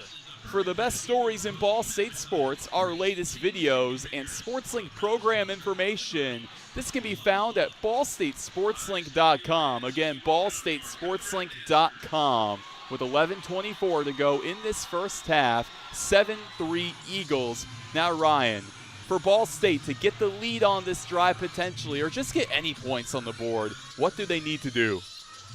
I think that they need to run the football like they've been doing, and they also just need to, when they throw the ball, just get the ball in the hands of your playmakers. It doesn't have to be, 20 yards down the field. We saw on one of the 3rd down conversions Ball State had, it was just a quick short pass to Keon Magwood, maybe 3-4 yards in front of the line of scrimmage, but Magwood having the presence and awareness to spin away from where the defenders were and take it down the far sideline for a bigger gain. Just get the ball in the hands of your playmakers. I think that's the key. I don't think you have to worry about stretching the field or getting it all in one play. It's way too early to even be thinking about that. Especially when you consider the fact that Ball State, all of their wins this season in the second half, and all of their wins at home for that matter, have come on go-ahead points in the fourth quarter. Yeah, and the fourth quarter is where games are won and lost, right? And more times than not, if you win the fourth quarter, you're going to win the football game. But the Cardinals, I think, would like to maybe not have to do that, especially you don't want to be in a game in the fourth quarter with this Eastern Michigan offense, because even in some of their losses, they've scored a lot of points. This is an Eastern Michigan team that is no stranger to play in some close games. I mean, a lot of their games have gone down to the wire. The Eagles have made a habit of keeping their fans on edge this season. They've played in 6 one-possession or OT games, and that's tied for the second most this season. Only Iowa State and San Jose State have more with 7. So tight finishes are really a part of Eastern Michigan football, and if you're an Eagle fan, you sure know that. So Ball State might be a part of one of those, but if they have it their way, they'll wrap it up before the fourth quarter. This is an Eastern Michigan defense that gives up over 400 yards a game. That's third in the MAC, the third worst total. Ball State trots onto the field. 1st and 10 from their own 23, the left hash. 11:24 to go in the second quarter. Cardinals down by 4. TJ Horton behind Kelly, moves off to his left tip. Gets the snap. The give to Horton to the right. End around on the right hash. Slips and falls well behind the line of scrimmage. Stop made by the Eagles. Tyrell Martin getting there among other players. Big loss for the Cardinals. Ball State lining up with 3 receivers on the far side and then running with Horton that way, hoping to get some blocks from those receivers on the far side. Not to be, as Eastern was all over that play. A loss of 4. 2nd and 14 after that big loss. Horton just slipping there. Once again in the eye with Horton behind Kelly. 2 receivers each side. Takes a couple steps back, thought about throwing, strips past a tackler. Finally sacked, though, right at the line of scrimmage. Kelly wanted to take off, but he hesitated. That leads to the loss of yardage once again for Ball State. It'll be 3rd and long. Yeah, and this is just, you can't do this for Ball State. Ball State's not a team that's built to convert 3rd and 17. I mean, there's not a lot of teams that are built to convert 3rd and 17s, but Ball State, you know, their offense, they don't have that many plays that are designed to pick up, say, 20 yards at once. We'll see if they can find one here, but going to be very tough. 3rd and 17 from their own 16. 2 receivers on each side for Ball State. Kelly takes a couple steps back, rolls out to his left, towards the outside of the numbers. He's brought down for a sack. Eastern Michigan with the stop. Warren Stevens-Tayu with the sack on Kelly. Ball State forced the punt. What did you see there with Kelly hesitating? Well, I think that he was scanning the field, and I think he either had no one open or he didn't have a throw that he was able to make. And you know, as much as we like to see Kyle Kelly take it on the ground and run, I think he knew that there just wasn't enough room, so he figured, I just have to take this sack and trust the special teams to punt it away and flip the field. Bad snap for Adam Saul as he lets it loose. Rolled out to his right, takes a bounce on the 45 on Eastern Michigan's territory. That could have been bad, but Adam Saul, one of the better punters in the MAC, was prepared for that. Yeah, credit him for staying with it, not getting phased by the bad snap. Yeah, it took a couple of hops towards him. Just made sure he had enough room to even get that off. Luckily, he had all kind of daylight. Eastern Michigan from their own 45 on the left hash. Another opportunity against Ball State with 9:19 to go in the first half. 7-3 Eagles. Cardinals in a bunch formation defensively. Dunlap on the right hip of Kim. Signals off to his left. Claps his hands for the snap. He gets it. Fires over to the far side. Is it hauled in? No. Incomplete at the 50. That time looking for Porter Rooks. First time we're calling his name today. It was incomplete. He bobbled it. 2nd and 10 from their own 45. Yeah, Rooks, a grad transfer from NC State. Should have had that one. It was just a quick 5-yard out route on the far sideline. Rooks couldn't haul it in. So now you go 2 receivers left, 2 receivers right. 2nd and 10 on that left hash. Ball State with that 4-2-5. Tight end in motion to the right. They give it to McMillan up the middle. He is stifled at the line of scrimmage. Brought down. The Cardinals get the stop. It was Smoke Johnson, the first one there for the Cardinals. Now 3rd down here. This is where Noah Kim could shine. This is where he's going to have options to throw the ball down the field. They need 10 yards here, maybe 10 and a half, depending on where it's spotted. Eastern came into this game about 41% on 3rd down. That's the 4th best rate in the MAC. 3rd down and 10 from their own 45. Tight end in motion once again in a shotgun formation. Kim gets the snap. Pressure coming from Voris. Airs it out on the right side. Hauled in at the opposite 45 by Mack. Makes the catch. Brought down by Whitner. That moves the chains for Eastern Michigan. What a big gain. Mack just found a hole in that Ball State defense and just sat there, and Kim saw him, had good protection from the O-line, and a 3rd down and 10 conversion for Eastern Michigan. A gain of 12. Harold Mack, the freshman, hauling that one in. That's his third catch of the day. He's been very solid. 1st and 10 at the Ball State 43. Left to right, the Eagles work. Kim scans the field before he gets to snap. Takes a couple steps back, looks to his right, fires it for Wheeler at the 25, gets past the Cardinal, has green grass ahead of him. 10, 5, touchdown Eastern Michigan. Jamarion Wheeler, his second touchdown of the season. 13-3 Eagles.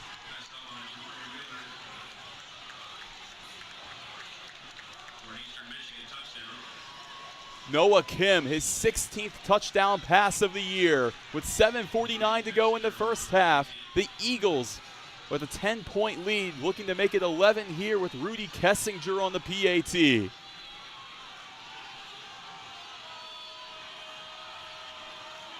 Puts it up, and it is down the pipes.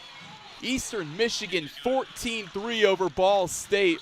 Ryan, that time, what happened for the Cardinals?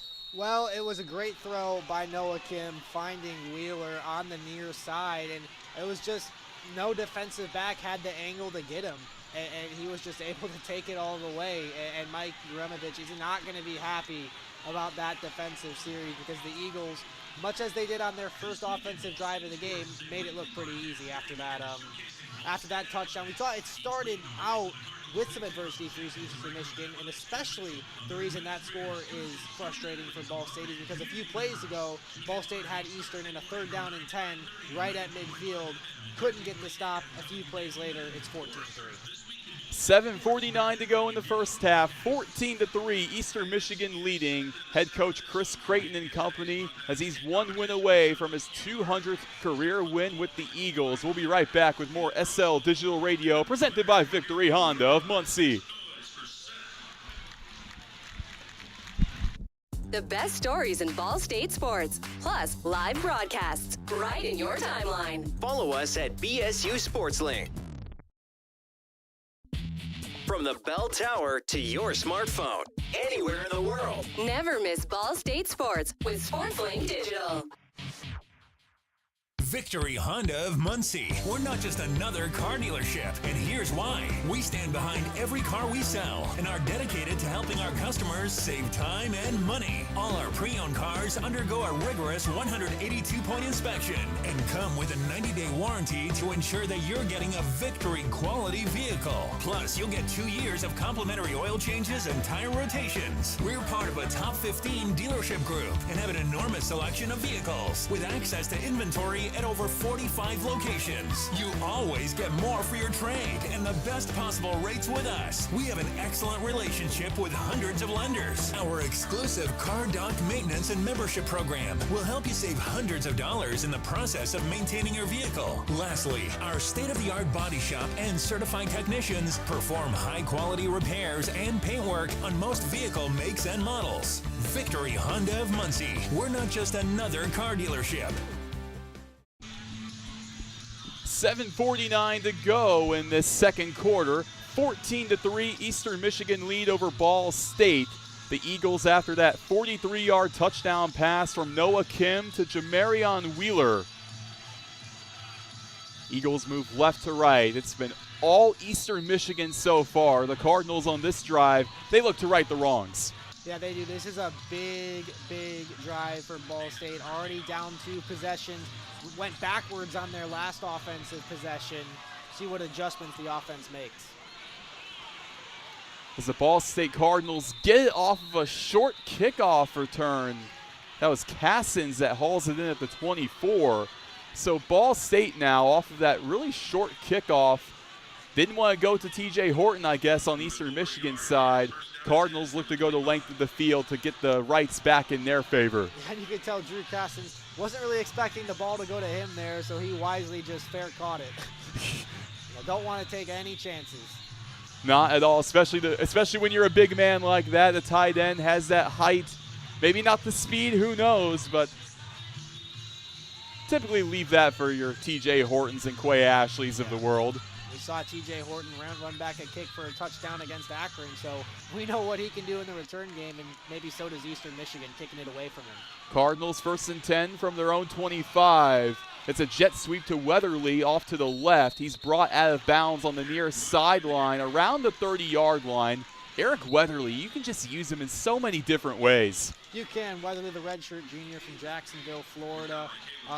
Appeared in 2 games with Duke in 2022, was at Bucknell the last 2 seasons where he caught 15 touchdowns over his 2 seasons with the Bisons.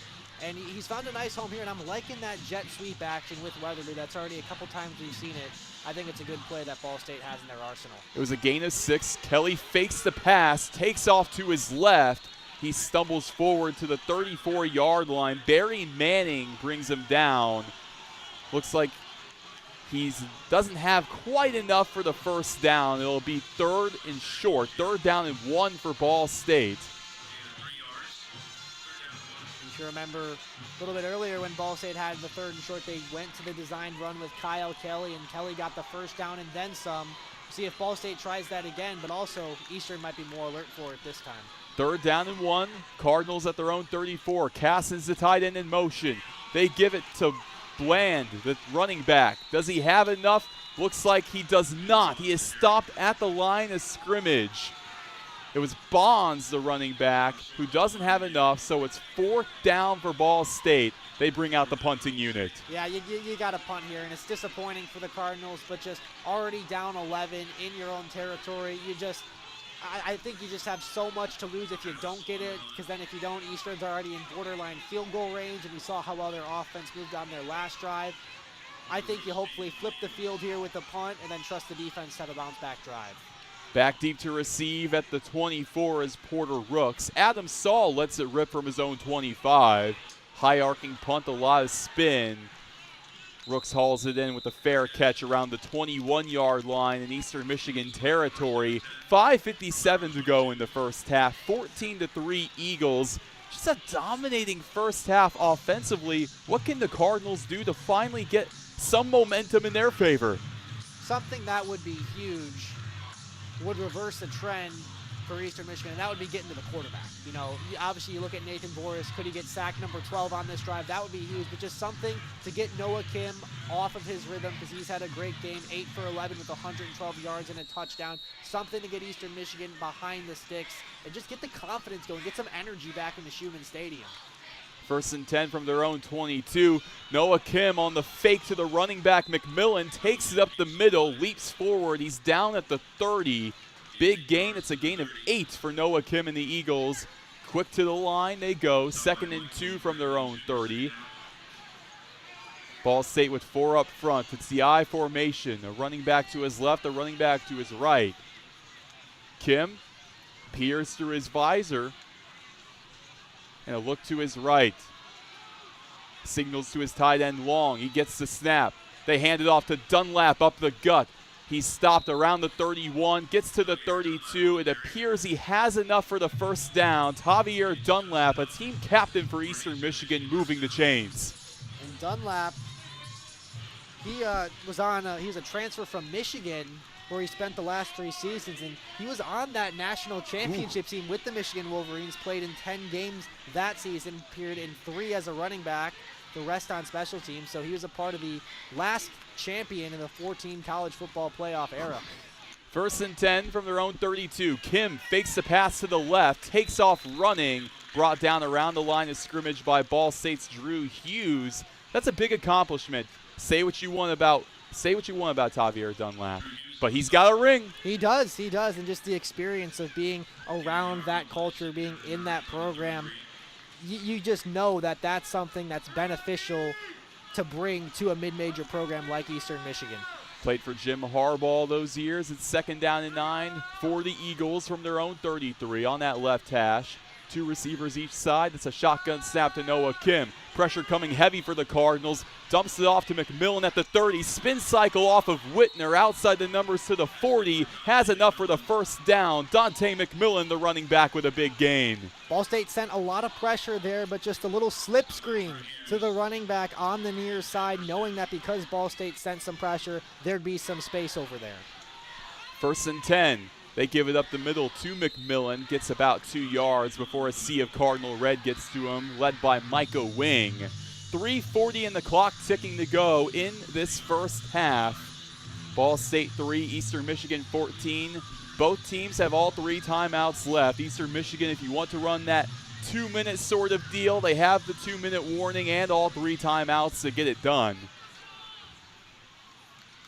Here we go, 2nd down and 8 from their own 45. The Eagles in the shotgun. It's a play action. Kim takes a couple of steps back, airs it out for Long, his tight end, hauls it in on the slant route at the 50, gets to about the opposite 47 before Gravely brings him down, just short of the first down marker.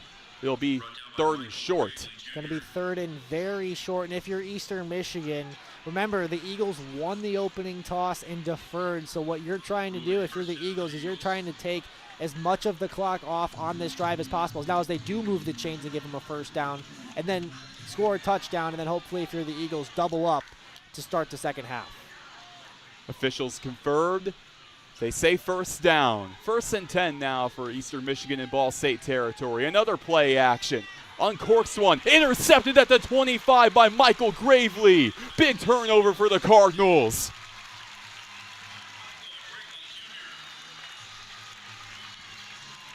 Just the 7th interception all year for Noah Kim. And wow, just as we're talking about Eastern Michigan potentially driving down the field and extending their lead, the Cardinals, when they needed it badly, stifle Eastern Michigan's offense, and now the Cardinals have a chance to get one more drive in before the half. Absolutely huge. I thought, honestly, Roen, that Eastern Michigan might just put the ball on the ground one more time, then take it to 2-minute timeout, and then discuss, okay, how do we want to play this last, likely what would be their last drive of the half. Not to be they get aggressive, and they're probably regretting that now because the Cardinals were ready for it. Now they've got some life. We'll see if the offense can hold up their end of the bargain. Yeah, there were no receivers in the area. Kim just floated one up. It's an empty set for Kyle Kelly. 1st down and 10. Looks over the middle of the field, but he dumps off to his right to Eric Weatherly. He's tackled around the line of scrimmage on that right side of the field. Call it maybe a gain of 1, maybe right at the line of scrimmage. That 2-minute drive kicking in, just a little bit over 2 minutes to go. Ball State all 3 timeouts. One last play before the 2-minute warning. Weatherly in motion to his right. Ball State looks towards the sideline with Coach Uremovich. They're just going to let this go to the 2-minute warning. Yeah, trying to get Eastern Michigan to jump, knowing that, where the play clock was, that they could just take it down to the 2-minute. Credit the Eagles for staying disciplined there, not giving away a free 5 yards. That's one of the most frustrating things as a football fan when your team jumps off sides and gives away the free 5, especially in a situation like this going down to the 2-minute.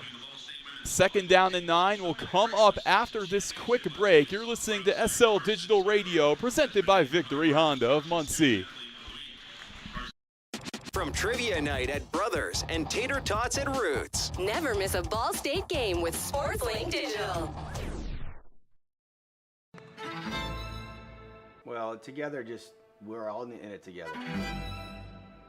And I said it in my press conference, it's not just the players, it's not just the coaches, it's the administration, it's the trainers, it's the strength staff, it's the alumni coming back, it's the people in the community supporting our program. Together to me is just moving as one cohesive unit. I feel like I could just go back to like our conditioning, like our workouts together. You're building a lifelong brotherhood with this team.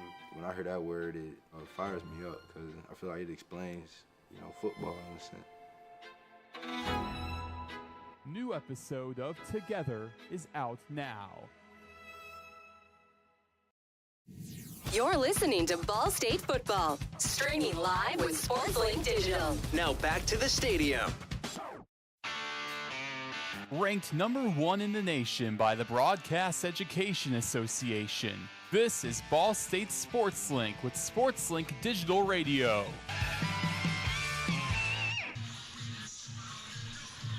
We return with 2 minutes left to go in the first half. Out of the 2-minute warning, Eastern Michigan leads 14-3, but Ball State in possession after that Michael Gravely interception. And that is the 5th straight game with an interception for these Ball State Cardinals. Gravely's first of the season. The Western Michigan transfer, no stranger to the Mid-American Conference, makes a big play for his team, and taking the football away will always help your chances to win. And if Ball State could really get any points on this drive, Roen, and get this to half, with it being a one-possession game, even though Eastern Michigan gets the ball to start the second half, that would still just be a massive win for the Ball State Cardinals, because the way this game has gone, it's really felt like Eastern Michigan's been in control the whole way. This broadcast is produced by the students of Ball State Sports Link and presented by Victory Honda of Muncie. For your next new or pre-owned vehicle, drop by the showroom at the corner of McGalliard and Morrison Roads in Muncie, or you can just visit victorymuncie.com. Ball State coming back, 2nd down and 9 from their own 25-yard line. They have all 3 timeouts left. 2 minutes to go the distance of the field in this first half. Kyle Kelly back out there with his offense. It's been up and down for him today. He's 4 for 7 with an interception to his name, 22 passing yards total. Bunch set on the left for the Cardinals with 3 receivers and the tight end Gross. Kelly takes a couple of steps back. Pump fakes, looks to his left. He has to take off, flushes out, back behind, avoids the tackler, and Mochan, he just lets it out of bounds on that far side. Kyle Kelly avoiding trouble.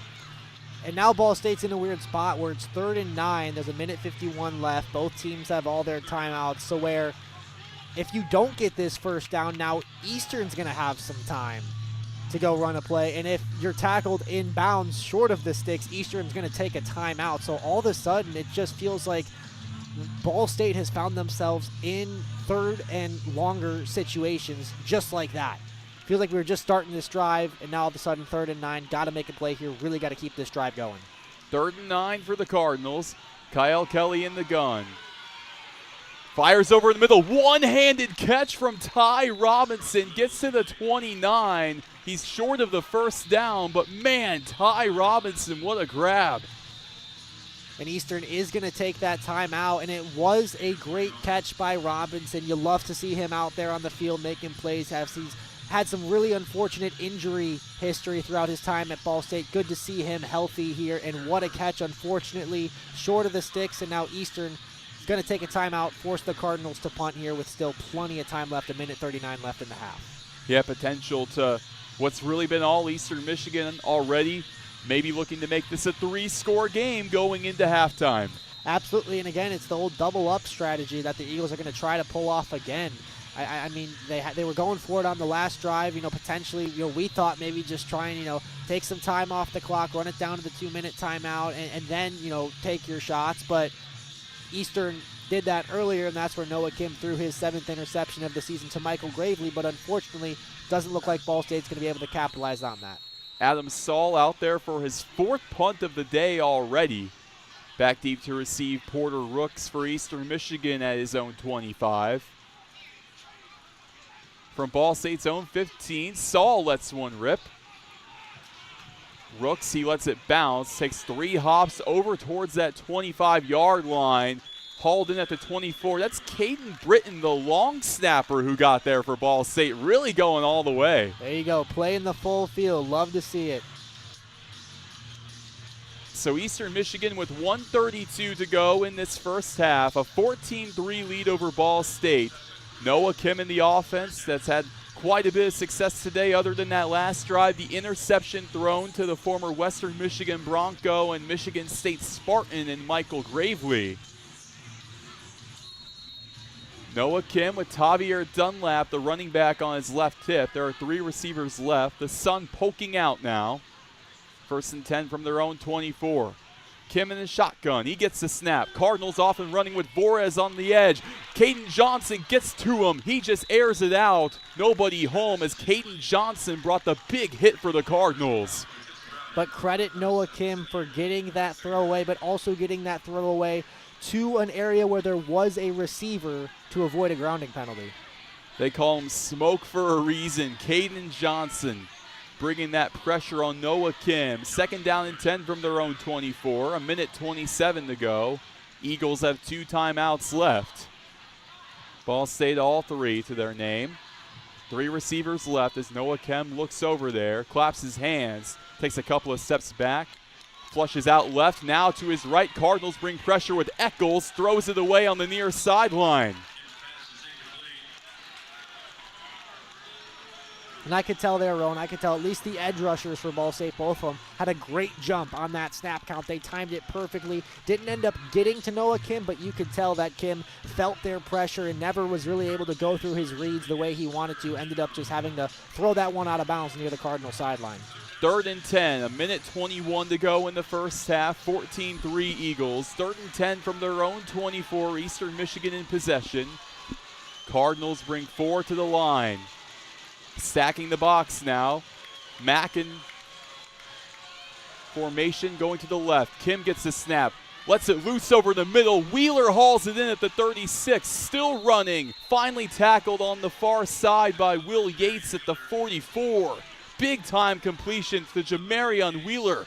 Eastern Michigan in the hurry up. Just a backbreaker for the Ball State defense. Just a little over the 1 minute mark to go.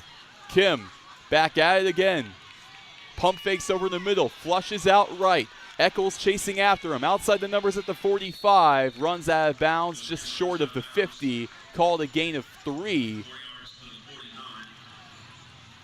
So with 1:01 to go, stopping the clock there, you still have 2 timeouts. It's a gain of 4, 2nd and 6 from your own 49 coming up. Eagles looking for one last score before the halftime break. Remember, they deferred on the coin toss, so they do get possession in the second half. Joshua Long goes to his left.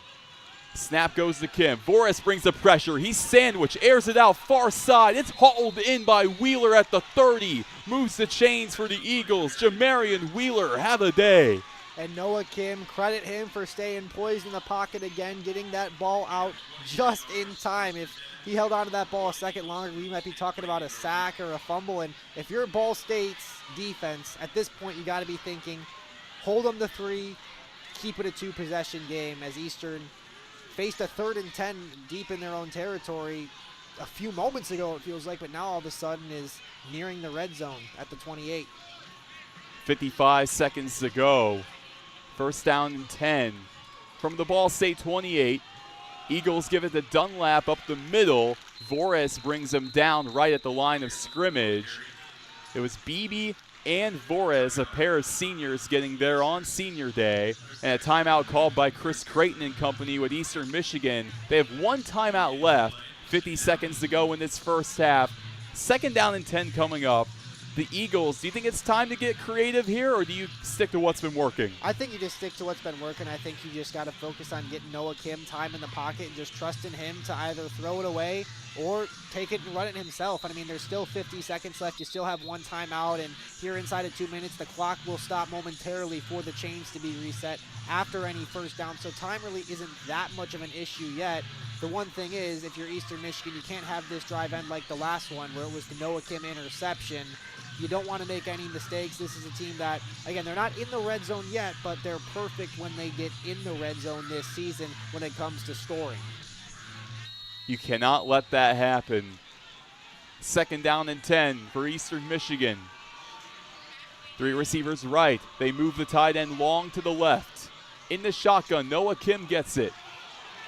Has all day to throw. Flag thrown, looks like could be holding. He just throws it away on the free play to the near side. That could hold Eastern Michigan 10 yards back. Yeah, I bet it was one of the 2 guys that was working up against Nathan Boris. He was being double teamed. It's like prime Khalil Mack with that double team. Maybe the only way to stop him. As we still await that official ruling, there are multiple flags on the play. It's like multiple officials saw it right there. There are 2 fouls on the play, both by the offense. Holding, number 53. That penalty is declined. Personal foul. Illegal hands to the face, number 60. That 15-yard penalty be a force for the previous spot. Remains 2nd down. So, of course, the Cardinals go with the 15-yard penalty. That's huge. Illegal hands to the face, really knocking the Eagles back. Yeah, knocking them back at least for the moment out of field goal range. Their kicker, Rudy Kessinger, redshirt freshman from Columbus, Ohio. Practiced with the team last season but didn't see any game action this season. He is 16 for 22 on the year, his career long 50 yards, and that one was achieved down at Kroger Field when the Eagles took on the Kentucky Wildcats earlier this year. 2nd and 25 to go for Eastern Michigan at the Ball State 43. Long in motion to the right. Kim takes a couple of steps back, uncorks it to the far sideline. It's caught by Dunlap in the flat, goes out of bounds at the 40. Call it a gain of 3. 3rd and 22 coming up with 40 seconds to go. And now if you're Eastern Michigan, I think you're just trying to get maybe 10 yards, just something to give your kicker a chance. Right now from where they're at, it would be about maybe a 56-yard field goal, so you'd like to get maybe 10 more yards to feel good about it. They call it 3rd and 21 from Ball State's 39. Noah Kim got Ball State to jump. Could be a false start there. We await the official call. Maybe the Cardinals were drawn off by the line. We'll have to wait and see. And shockingly, both sides are pointing at each other saying, no, that wasn't offside. us. Number 44, the defense. 5-yard penalty. Remains 3rd down. A rare mistake on Nathan Voris' end for Ball State. Offsides on him, giving the Eagles that 1st down. Yeah, just a really disappointing moment for Ball State there after Eastern Michigan hurt themselves with penalties. You're giving them some of the yards right back. It is 3rd down still, 3rd and 16. Long in motion to the right. Kim claps his hands for the snap. He almost got Voris again. Back under center he goes. It's a shotgun formation with Dunlap on the left tip. Kim gets the snap. Ball State brings heavy pressure. Lets it loose over the middle. It's caught for the 1st down. Eagles hauled in with Ben Prosper. The first time we've called his name today. They're well in field goal position with 1 timeout. Clock ticking under 30 seconds to go in the 2nd quarter. Yeah, and they would be able to run it all the way down, but it looks like Ball State must have taken a timeout to make sure that this isn't the last play of the half. And maybe if you get a miss or a field goal block, have a chance to set up something quick on offense. That's smart because the Cardinals, they had 3 timeouts left. You might as well use them. Yeah, can't take them with you. You really can't. So, Ryan, at this point in the game for Ball State, we're looking at potentially going down by 14 into halftime. What do you think the message is to the guys? I think it's the message that there's been some good things, but there hasn't been enough complimentary football, and there hasn't been enough good things altogether. There's been some mistakes, whether you look at penalties, whether you look at turning the ball over in the red zone, whether you look at, getting behind the chains, Kyle Kelly, maybe some of these plays where he gets sacked, getting rid of the ball quicker. Still a lot of game left, and again, this Ball State team has overcome a 2-score deficit at this stadium against a MAC opponent before. 43-yard field goal coming up for Rudy Kessinger. Good snap, good hold, the kick is up. Does it have the distance? It does. It goes through. 43 yards out for Kessinger, no problem. 22 seconds to go in the 1st half. 17-3 Eagles.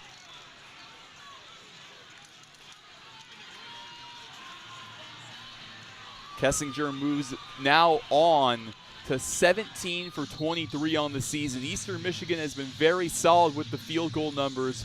Ball State last in the MAC in kicking percentage at 42.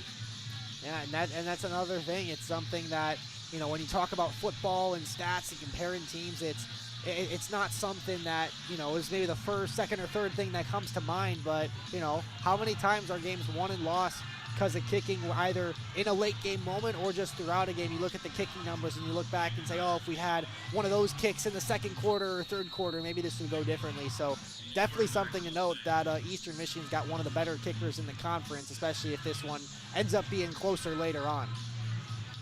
Cardinals have 2 back with Weatherly and Horton.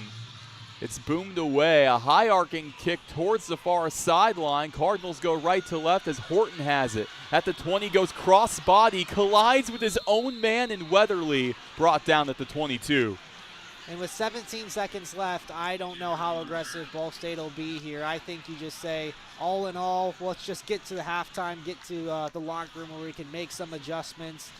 17 seconds. If Ball State got a bigger return there, then maybe you take a couple shots, try and set up a long field goal of your own. But if I were the Cardinals, I would just put it on the ground and get us to halftime.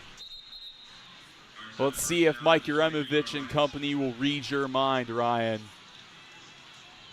I would agree with you on that. as Ball State, with 17 seconds to go in the first half, Kyle Kelly out there with TJ Horton behind him, gets the snap, hand off to Horton, goes to the right side, outside the numbers at the 24, stripped down by a sea of white. Clock goes down to 10 seconds, and that will be the final play of the first half. The Eastern Michigan Eagles dominating over Ball State 17-3 going into halftime. Eagles have the ball going into the second half. Man, Chris Creighton and the Eagles making a statement. They sure are, and I know you touched on it once earlier, but Chris Creighton, one win, now 1/2 away from notching his 200th career win. And when you talk about Eastern Michigan, you look at the record, you look at 3-7 overall, not going to be playing in a bowl game, 2-4 in the MAC, not going to be playing for a MAC championship. You say, what's the why? What's the motivation for this team? I bet this team is really motivated, whether it's this week or next week, at some point to get that win for your head coach, Chris Creighton, in his 12th season with Eastern Michigan. Certainly one of the most well-respected coaches in the Mid-American Conference just because of how long he's been doing it. This Eagles squad, if nothing else, they want to be remembered as the squad that got number 200 for coach. It's all about being the villain for Eastern Michigan. Zander Woods will take you the way in halftime with Ryan Stojetz. I'm going to take a quick breather. We'll be right back with more Ball State football on SL Digital Radio, presented by Victory Honda of Muncie. Victory Honda of Muncie. We're not just another car dealership, and here's why. We stand behind every car we sell and are dedicated to helping our customers save time and money. All our pre-owned cars undergo a rigorous 182-point inspection and come with a 90-day warranty to ensure that you're getting a Victory quality vehicle. Plus, you'll get 2 years of complimentary oil changes and tire rotations. We're part of a top 15 dealership group and have an enormous selection of vehicles with access to inventory at over 45 locations. You always get more for your trade and the best possible rates with us. We have an excellent relationship with hundreds of lenders. Our exclusive Car Doc maintenance and membership program will help you save hundreds of dollars in the process of maintaining your vehicle. Lastly, our state-of-the-art body shop and certified technicians perform high-quality repairs and paint work on most vehicle makes and models. Victory Honda of Muncie. We're not just another car dealership.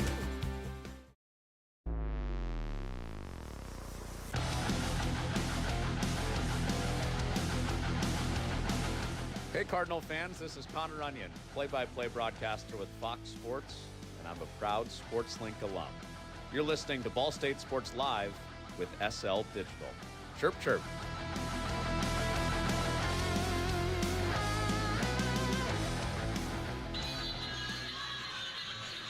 A week after we celebrated our American veterans, seeming like America's bird, represented in the Eastern Michigan Eagles, was reflected on that score, 17-3, Eastern Michigan against Ball State on Senior Day. Ryan Stojetz, Alexander Woods on the mic right now, bringing you into halftime.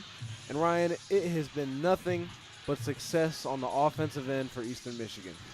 Really, Zander, Eastern Michigan just set the tone from the start. I mean, you look at how this game started. Eastern Michigan wins the coin toss, defers. That's why they'll get the ball to start the second half, already being up 2 scores. And then also, after starting on defense, the Eagles forced Ball State to a 3-and-out, and then had a quick touchdown drive of their own. Also defensively, Eastern Michigan coming up with a red zone interception, taking the ball away from the Cardinals, and that's a big reason why the Cardinals have not scored a touchdown yet in this one. So really, it's just been Eastern Michigan in control the whole way, and you just look at their offense. The only blemish is the Noah Kim interception, but other than that, it's been nearly perfect. And yeah, and that Noah Kim interception, it looked like there was a little bit of miscommunication between him and his target right there. But Ryan, after the first quarter, it was 7-0 Eagles. And for a couple drives there, Ball State looked like they might have had them stifled.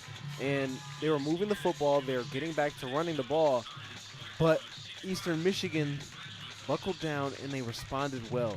And they bent, not broke. And I think when it comes down to this Ball State offense and when it comes down to Eastern Michigan's offense, stylistically, they're just completely different teams, and I think it all starts at the head of the snake with the quarterback position. And when you take a look at Kyle Kelly, we have seen his progression as a passer and really just being the signal caller for this team, where this year he's had more total yards than he has had in his previous 3 years altogether. And I think you have to really give credit to Coach Yu for really believing in him and putting him in that position to be a quarterback. But I think he has his limitations, and I think that would be that's fair to say without being overly critical, where when they get in early down situations, they want to establish the run. And for a team like Eastern Michigan that has been one of the worst run defending teams, not only in the conference, but even in the country, they've done a fairly good job. And if you're looking at the advanced stats here on early down efficiency, Ball State is only averaging around 2.5 yards per play on first down. In comparison to Eastern Michigan's 6.6, and that's really the difference in this ball game, where Ball State has not had success on early downs, putting them in second and long and third and longs, as you're not able to get into those third and manageable positions. And that's where the quarterback position and the scheme is not really fit to excel in those positions. Yeah, I think you said a lot of it right there. It's just these offenses are built differently. Ball State, their style is ground and pound. It's run the football. It's have drives that take half a quarter. They haven't been able to do that, and that's a big reason why the score is what it is, because the Eagles' defense have gotten the Cardinals off the field quickly more times than not. They've gotten the Cardinals behind the sticks. And Eastern Michigan offensively themselves, even a few times where their backs were against the wall, a couple of those plays, 3rd and 9s, 3rd and 10s, finding a way to convert and extend drives. Even on that last drive to end the half, or pretty much end the half, took us down inside 30 seconds, where Eastern Michigan faced a 3rd down in about 9 or 10 in their own territory, converted it, and ended up getting 3 points later in the drive. That's a moment where the Ball State Cardinals are going to look back on if they don't come back and win this game and say, hey, that's 3 points we could have taken off the board if we just stopped them there. Eastern Michigan 4 for 7 on 3rd down so far in this one. Right, and Ryan, and I think the point that you made with time of possession, Eastern Michigan, as we know, is one of the actually worst teams in the country at time of possession, but yet they're still a very good offense in the MAC, averaging just over 24 points a game. And so if you give an explosive offense the time of possession battle, I think you already know that's a recipe for disaster, and not one that Ball State would like to take a taste of. And time of possession is an interesting stat to look at, because yes, ball control is important.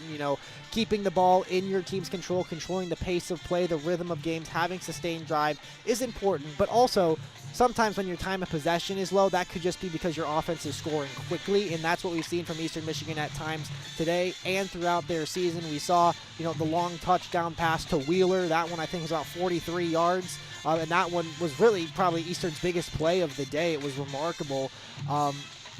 But yeah, I think if you're looking at this from an Eastern Michigan side, it's more of the same. It's keep Ball State behind the sticks, don't make mistakes offensively, and really what it's got to be is they can't beat themselves. They got to make Ball State earn every yard, earn every first down, earn every score.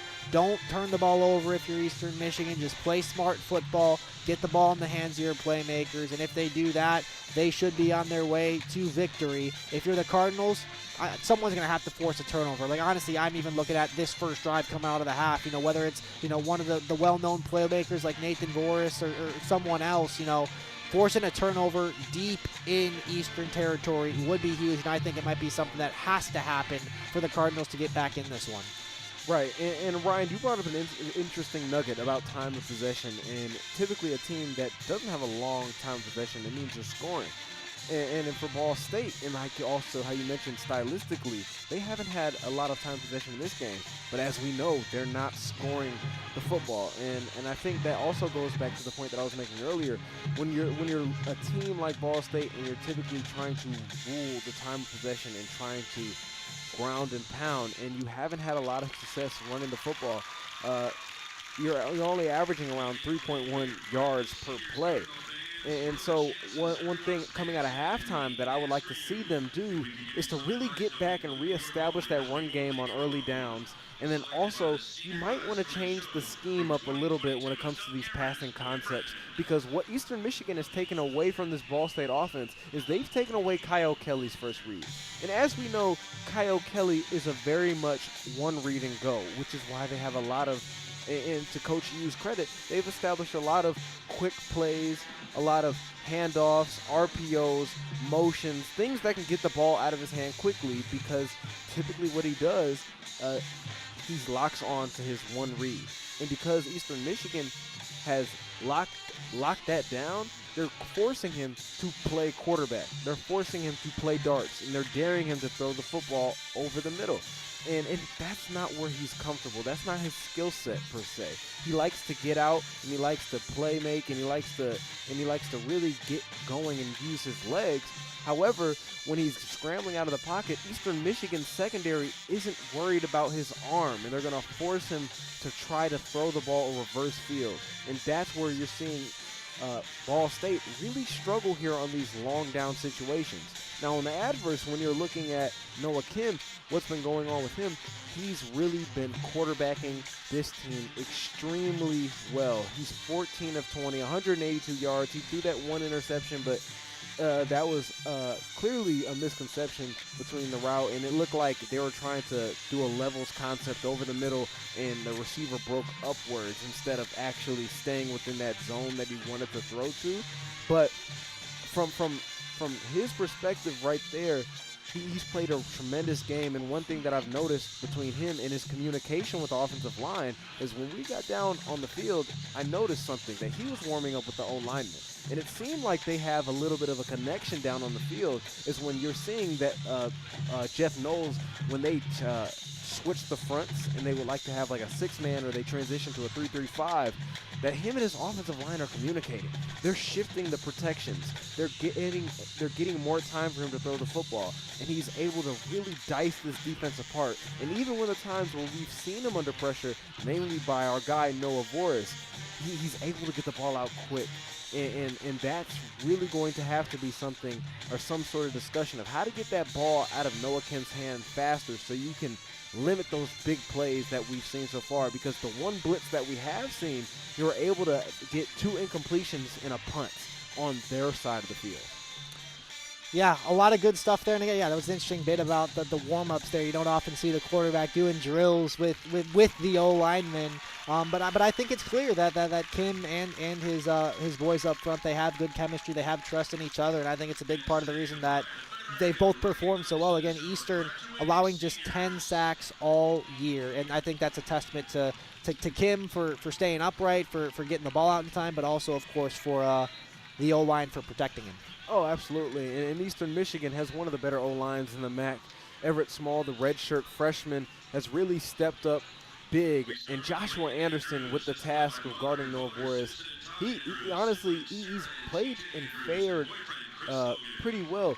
But then another aspect of the game that I did want to note is that Eastern Michigan, for having a poor run defense, they've really been on that with Ball State. Ball State, on yards per rush, only averaging 3.3. Now, Eastern Michigan hasn't ran the ball particularly well, but the difference is, and like we stated, is that the quarterback has been able to elevate the level of play with the offense out of their scheme. With Ball State, that can be a little bit of a struggle, especially considering the fact that we might not have seen too much of Kyle Kelly being let loose and being able to almost quarterback this offense from his own, I guess you would say on his own intuition, outside of the coaching scheme. Yeah, I think that, you bring up a great point with the run defense, especially when Ball State is such a run-first team. When you take that part out of Ball State's game and you put them in third and long situations. Third and longs are tough for any team, but they're especially tough for a run-first team, and I think that's a big part of the reason why, when you just watch what went on in the first half, so oftentimes we saw these third and longs where Kyle Kelly would roll out, and it just didn't look like things were going to materialize, just because Ball State, they're not built to convert too many of those type of plays. They're built to, as we've talked about, have 7 or 8 minute drives, that run 15, 20 plays and end up in points. Yeah, and I really think Ball State is missing that presence of Quay Ashley. Injured against Kent State, not really sure upon the update of where he's at right now. But that's a huge blow, and you're turning to a lot of freshman players that, for many of them, are just now getting their first carries in a game that has so much promise for this future of this Ball State team. Yeah, and someone that's really stepped up is the redshirt sophomore T.J. Horton, the number 2 back normally, but seeing RB1 duties today with Ashley out. And looking at his stats coming in, 40 carries, 144 yards, averaging 3.6 yards per carry. No rushing touchdown, but he does have a receiving touchdown, and he also has a kick return touchdown that came on homecoming against Akron in that game where there was the long weather delay, and then moments out of the weather delay, T.J. Horton had some lightning of his own of sorts and ran back a long kickoff to help Ball State put that game away. So certainly Horton, a dynamic player that despite not being the RB1 on the depth chart, can certainly step up and make plays, and I expect him to get the ball a good amount in this second half. Because again, even though Ball State's down 2 scores, they're a run-first team. They're going to try and run the football because they need to. They need to get some confidence going. They need to just get themselves, ideally, in not a lot of third downs at all, but also 3rd and 3s, not 3rd and 13s. Right. And with that being said, we're going to cut to break. And after that, when we return, we're going to discuss a little bit more Ball State football. Victory Honda of Muncie. We're not just another car dealership, and here's why. We stand behind every car we sell and are dedicated to helping our customers save time and money. All our pre-owned cars undergo a rigorous 182-point inspection and come with a 90-day warranty to ensure that you're getting a Victory quality vehicle. Plus, you'll get 2 years of complimentary oil changes and tire rotations. We're part of a top 15 dealership group and have an enormous selection of vehicles with access to inventory at over 45 locations. You always get more for your trade and the best possible rates with us. We have an excellent relationship with hundreds of lenders. Our exclusive Car Doc maintenance and membership program will help you save hundreds of dollars in the process of maintaining your vehicle. Lastly, our state-of-the-art body shop and certified technicians perform high-quality repairs and paint work on most vehicle makes and models. Victory Honda of Muncie. We're not just another car dealership. You're listening to Ball State Football, streaming live with SportsLink Digital. Now back to the stadium. All right, guys, you're listening to SL Digital. I'm Alexander Woods here for your halftime update as we're starting to see players of the Eastern Michigan Eagles start to take the field as the band clears out from their halftime performance. Ryan, so much has been going good for Eastern Michigan, and as they're set to receive the ball at halftime. What are some things that you would really like to see better out of this Ball State offense coming out of the break? Out of the offense, I've said this throughout the show, and I mentioned it throughout the first half. I like the motion in the backfield. I think you got to get creative. If you want to run the ball, that's fine, but get some jet sweeps, get some receivers in motion, and obviously sometimes you're going to throw the ball, but I think they just got to be quick first read throws to get Kyle Kelly's confidence back up, because you look at the stat sheet right now, Kelly 5 for 9, 26 yards. That's his first half, also with the interception for Kelly. So not a first half that you're going to write home about, but I think to get the confidence going for Kyle Kelly and, what is going to be the last game at Schumann Stadium for all these seniors, Kelly included, you want to go out on a better note than this and at the very least put up a fight in the second half. But really bigger than the offense is you have to get a stop on defense, because Eastern Michigan's going to get the ball to start this second half. Whether it's a 3-and-out or whether it's forcing a turnover defensively for Ball State, they have to flip the field in some way. And flipping the field is right. And one thing that I've noticed, Ryan, is that what Ball State they've been doing on defense is they've been getting a lot of looks across the middle of the field. And one thing that they need to do is they can strap that up by mixing in, getting into some zone, and not letting, and really learning how to pass the the wide receivers off into their zone so they're able to stay home and not get caught up in too many man looks, which Eastern Michigan has been taking advantage of. But we have halftime wrapping up right now. The players are going to get set to kick off soon. I'm Alexander Woods, and to my left is the man, Ryan Stojetz. You've been listening to SL Digital Halftime Report. Roen, back to you. Victory Honda of Muncie. We're not just another car dealership, and here's why. We stand behind every car we sell and are dedicated to helping our customers save time and money. All our pre-owned cars undergo a rigorous 182-point inspection and come with a 90-day warranty to ensure that you're getting a Victory quality vehicle. Plus, you'll get 2 years of complimentary oil changes and tire rotations. We're part of a top 15 dealership group and have an enormous selection of vehicles with access to inventory at over 45 locations. You always get more for your trade and the best possible rates with us. We have an excellent relationship with hundreds of lenders. Our exclusive Car Doc maintenance and membership program will help you save hundreds of dollars in the process of maintaining your vehicle. Lastly, our state-of-the-art body shop and certified technicians perform high-quality repairs and paint work on most vehicle makes and models. Victory Honda of Muncie. We're not just another car dealership.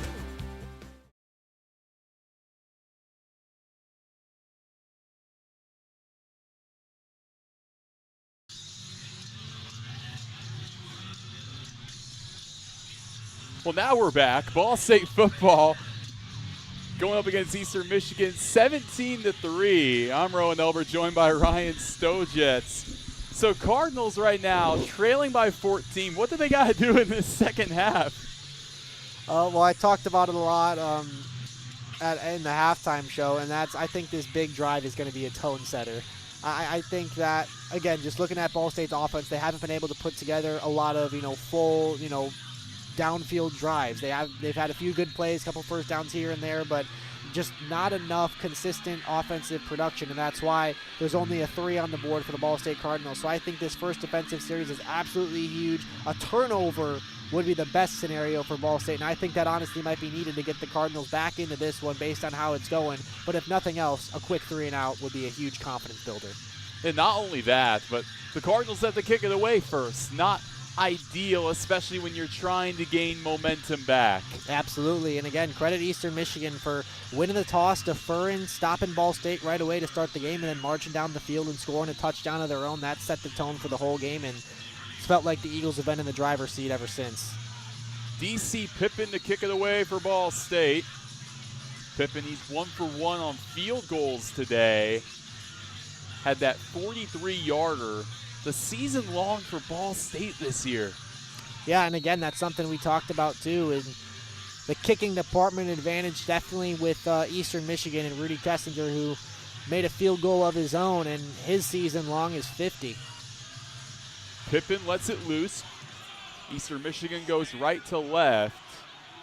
Hauled in at around the 6-yard line with the fair catch. That was Javen Norman, the redshirt freshman, on the return.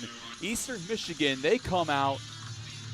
Just what a game they've had offensively. Other than that one turnover, the interception from Noah Kimzen, he's 14 for 20, 182 yards, a touchdown, and an interception to his name.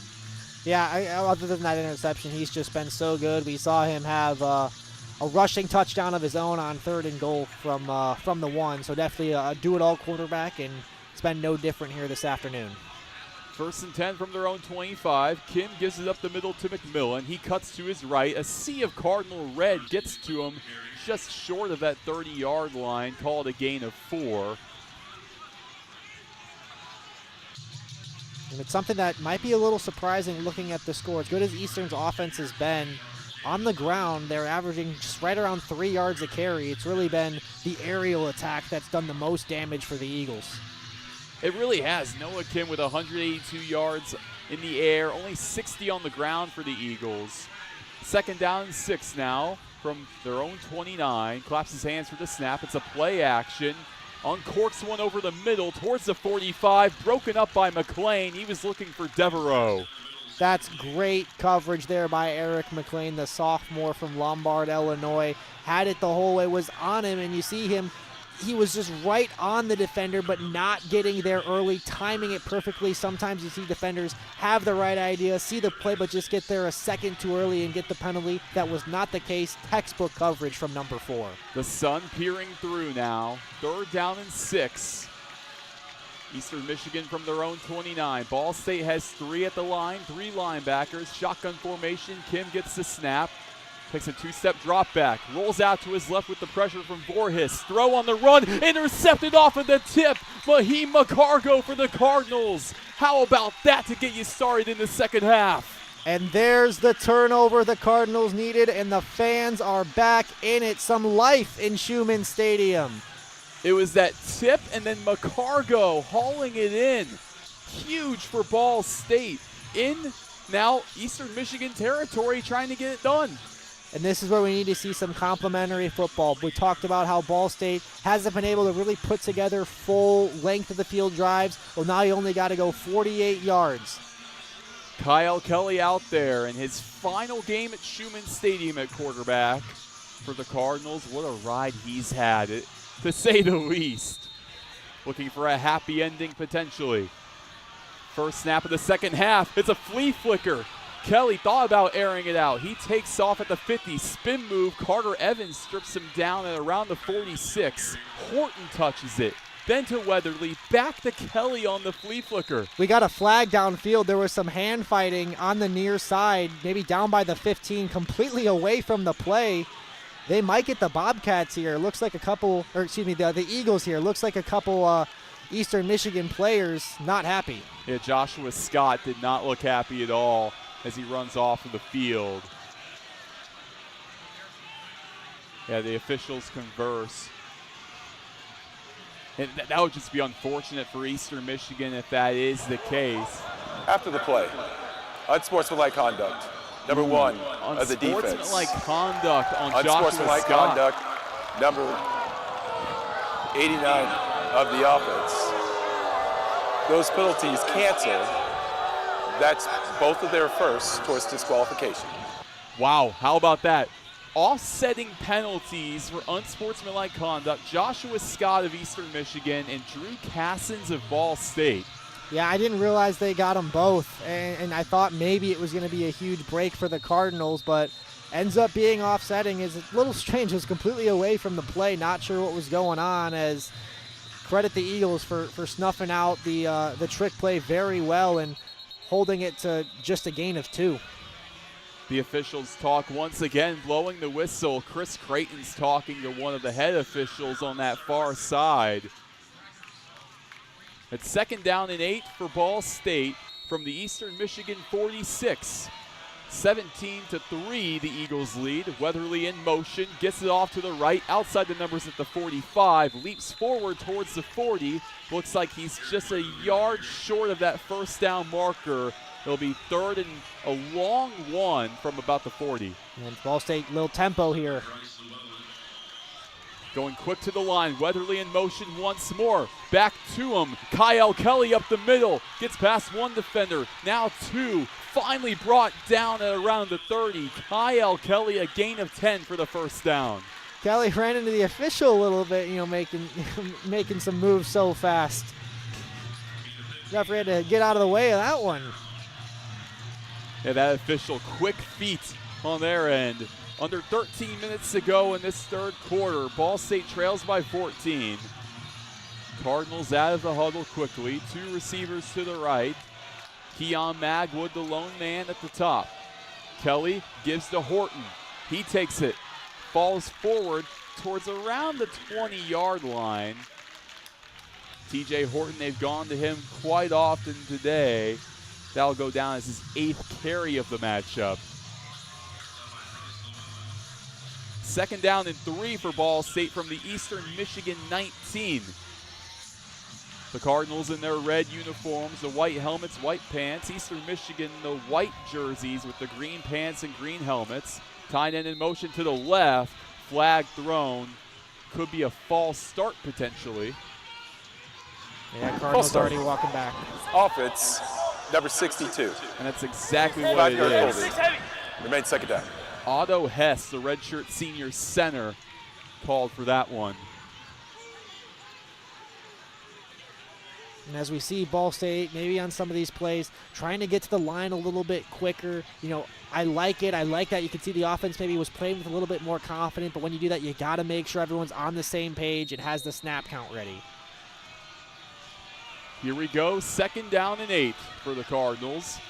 from the Eastern Michigan 24. Empty set. Horton in motion to the left. They don't give it to him. Kelly, a side shuffle pass that's incomplete on a screen to the 25. Man, a little sidearm action. I mean, that's something you see from some NFL quarterbacks. You do. Fortunately, did not work for Ball State there, and it's another one of these third down and longers. It's going to be 3rd and 8. And again, this drive started because of the interception. Ball State's second of the day. This drive started right around midfield. Cardinals would love to capitalize on the solid field position. 3rd and 8 for the Cardinals. At the Eastern Michigan 24, they fight. Kelly, 2-step drop back, uncorks inside the 10. He wants Weatherly, and he has him, but not before it's poked out. There is a flag on the play.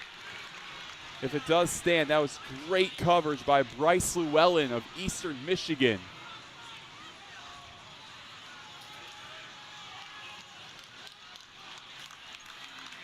Looks like it's going to be on the defense. Holding. Defense, number 13. 10-yard penalty for the previous spot. Automatic first down. So they get the senior Jason Marshall on that penalty. Marshall, a guy who missed all of last season due to injury. Had a really solid year with over 50 tackles in his comeback season, but that really is painful for Eastern Michigan. Cardinals 1st and 10 from the Eagles 14. Tight end motions left. In the pistol. Kelly gets it. The give to Horton up the gut. Brought down by Mochan. Horton gets right back up. Finally brought down just a yard forward. Horton maybe gets a yard on that play. This is just such a huge drive for Ball State. I mean, the way this half is starting, we're 3.5 minutes into the second half. And remember, Eastern Michigan got the ball to start this half, with the Cardinals forcing a turnover just as they needed, because it's something that, just watching that first half, it felt like you were going to need the defense to set up the offense in favorable situations for the Cardinals to be able to claw their way back. Ball State 2nd and 10, down by 14. 3.5 minutes gone in this third quarter. Give to Horton on the pop pass to the left. Mochan brings him out of bounds on the far sideline to around the 12. Gain of 3 on the play. And he might be hurt on the far side. Ooh, that could Officials be bad timeout for Ball State, because Quay Ashley is already out for today. If TJ Horton's out too, that would not be great for the Cardinals. And we'll see on the far side. I think it might be an Eastern Michigan player down from this look. I think it maybe was that Mochan who made that tackle on Horton, getting attention on the far side. Either way, Eastern Michigan trainers are looking at whether it is Mochan or Horton. Either way, you obviously wish nothing but the best for them. That's really just the toughest part about football. If that were to be TJ Horton, that would be a big loss for the Cardinals, but we've seen them go to the freshman Jalen Bonds early at running back.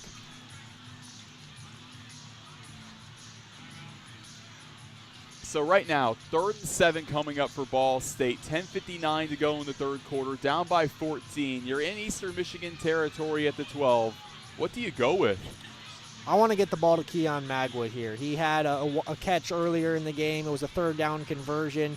Just, Magwood, someone where you just get the ball in his hands and he can make plays. So I'm looking for him out there. I'm seeing where he is. Just get him the ball in space, maybe a quick slant, see what he can do with it. It was Mochan who was down. Good to see him back up. Probably gave TJ Horton's family a scare if they were tuning in. But at this point now for the Cardinals, this is such a big drive. It's all about making a statement. That McCargo interception, if you can turn that into 6 points, all of a sudden this is only a 7-point ball game. And the fact that we're even saying that as just really at halftime, it felt like Eastern Michigan was in complete control, up 14, and getting the ball to start the second half. Felt like the Eagles were kind of on cruise control, but Ball State did exactly what they needed to do, forcing a turnover. But now can the offense, as we've talked about, hold up their end of the bargain? This is exactly what it was against Ohio. The offense dormant to start that game, but the defense held on enough, allowed the Cardinals to hang around. And then when they absolutely needed it in the second half, Ball State's offense did just enough. That's what's going to happen again in this one. Because if you think about it this way, it was only a 2-possession game. It was a 14-point game, but it just felt like that much more because Eastern Michigan, they're doubling up on total yards on Ball State. It's things like that it just made it feel like a much wider gap. It did, and that happens sometimes when a team's in control. It could just feel more out of reach than it absolutely is, but then all of a sudden when you get a start to the half like we've had for Ball State, you're kind of looking up at the scoreboard and the time and like, hey, there's almost a whole half of football left, and, you know, Cardinals can make this a one-score game here, and it's a big third down, though, and I think depending on how close they get on this play, if they don't get the first down, but if they get it within a couple yards of the chains, is it 4-down territory? Personally, I think so, because with the respect that this Eastern Michigan offense has, I don't think you're going to beat them kicking field goals, especially at this point. 3rd down and 7 for the Cardinals. It's an empty set for Kyle Kelly, 2 receivers right. From the 12, he gets it. It's a QB draw, takes it up the middle, gets past one defender on a cutback. He is well short of the line to gain, goes down at the 8-yard line. Gain of 4, so now you're looking at roughly about 4th and 3, 4th and 4, about the 8-yard line for the Cardinals, and they bring out the kicking unit with DC Pippin. Yeah, with the 4th and looks like 3, maybe 4. What frustrates me more is the play call on 3rd down, because the QB draw makes me think we're setting up for 4th and manageable, and then we're going to go for it. I don't know about this, but Cardinals opting for the 3. Pippin, this is a 25-yard chip shot from the left hash. Good snap, good hold from Saul. Pressure off of the left, doesn't matter, knocks it through the pipes. 17-6, Eastern Michigan leading over Ball State. 10:04 to go in the 3rd quarter. We'll be right back. As for the best stories in Ball State sports, our latest videos and SportsLink program information, you can find this at ballstatesportslink.com. Again, ballstatesportslink.com. You're listening to SL Digital Radio, presented by Victory Honda of Muncie. Ranked number 1 in the nation by the Broadcast Education Association, this is Ball State SportsLink with SportsLink Digital Radio.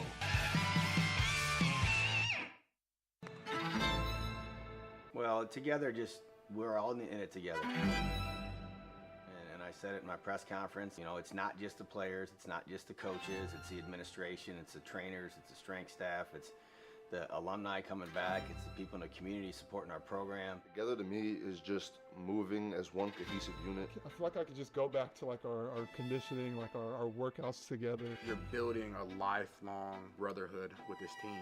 When I hear that word, it fires me up because I feel like it explains, you know, football in a sense. New episode of Together is out now. SportsLink is the official production partner of Ball State Athletics. All the chirp you can handle. Welcome back. 10:04 to go in the 3rd quarter from Schumann Stadium. Ball State trails 17-6 to Eastern Michigan. I'm Roen Elbert. That's Ryan Stojetz. The Eagles, they go back on offense after Ball State got 3 points on their first drive of the second half. DC Pippin, another 3 for him. So, Ryan, what do the Eagles need to do on this drive? I think they need to get back to what they were doing for most of the first half, and that's just playing with confidence, playing with some tempo. Even though they're up 2 scores in the second half, it's clear they operate well with the sort of not quite 2-minute drill, kind of hybrid, no-huddle type offense. You know, protect Noah Kim, allow him to go through his reads, also use him as a runner, get the misdirection by having Kim in the backfield and also have 1 or 2 of the other running backs in there to keep the defense guessing, because that's why Eastern Michigan is so dangerous, because they could line up with Kim and then the 2 running backs, McMillan and Dunlap, in the backfield. They could have even that sort of triangle formation where the ball could go anywhere. You can fake it, you can go right, you can go left, you can do a QB keeper. The possibilities are endless. Really, if you're Eastern, just the fact that they've, you know, thrown 2 interceptions. I mean, Noah Kim came into this game with just 6 interceptions all year. He's thrown 2 in, you know, just a half plus today. but credit Eastern Michigan's defense for not really making that hurt too much. DC Pippin to kick it away. His gunners to his left, led by Micah Webster, the freshman. To his right, Alfred Shea, the senior transfer from UConn. Pippin lets it loose. Ball State left to right. Eastern Michigan right to left. Norman under it, gets to the 20 on the left hash, cuts past one defender. A sea of red stops him at the 29, inside the numbers, past the right hash. Eastern Michigan back out there with Noah Kim and company. And I think if you're Eastern, don't be scared to keep throwing the ball. Even though Noah Kim's got 2 interceptions, you still got to trust him here. He's got a load of experience. He's a grad student. Spent 4 years with the Michigan State program, last year with Coastal Carolina, so one of the more experienced QBs in college football. An 11-point Eagle lead, 9:59 to go in the third quarter. 2 receivers on each side, 1st and 10 from their own 30. Ball State 4 to the line, gets the snap. Handoff up the middle to Dunlap. Check that, McMillan, stripped down at the 36. It's a gain of 6 as Smoke Johnson gets with a shoestring tackle. Yeah, good job by Johnson getting him from behind. Love that nickname, Smoke. That is awesome. I don't think it's a nickname at this point. I think it's a lifestyle. Maybe even better. He should legally change it. 2nd down and 4 from their own 36. Eagles had a quick clap trying to draw off the Cardinals potentially. 3 to the line. Ball State 3 linebackers. Kim once again to McMillan. Bounces off a tackler to the left side. Out of bounds. Maybe a gain of 2 on that near side. Pushed away. Brings up 3rd down regardless. 3rd and short for the Eagles. And even though there wasn't really a tackle made on that play, good on the Ball State defense, taking away that angle on the outside run, just allowing the ball carrier to just run out of room in a big 3rd down. 3rd and short. Could Ball State's defense yet again get an early second half stop? 3rd and 2 for the Eagles from their own 38-yard line on the left hash. Noah Kim with Dunlap on his right hip. McMillan in motion. He gets on a pop pass as he goes to his right. Outside the numbers at the 40. Leaps forward. Gets the 1st down. Dante McMillan, a big effort for Eastern Michigan. And it was Harmon on the far side for Ball State. Made some contact with him. Got him off his balance a little bit, but just not enough as he was able to scamper ahead, get just enough for the 1st. Scamper is right. The way that he was able, off of the contact, that just get that extra few yards is so big for the Eagles. Noah Kim has a running back on either side of him. Ball State has 3 up front, 1st and 10 from their own 41. Kim gets the snap. They give it to Dunlap, and Darren Conley meets him right at the line.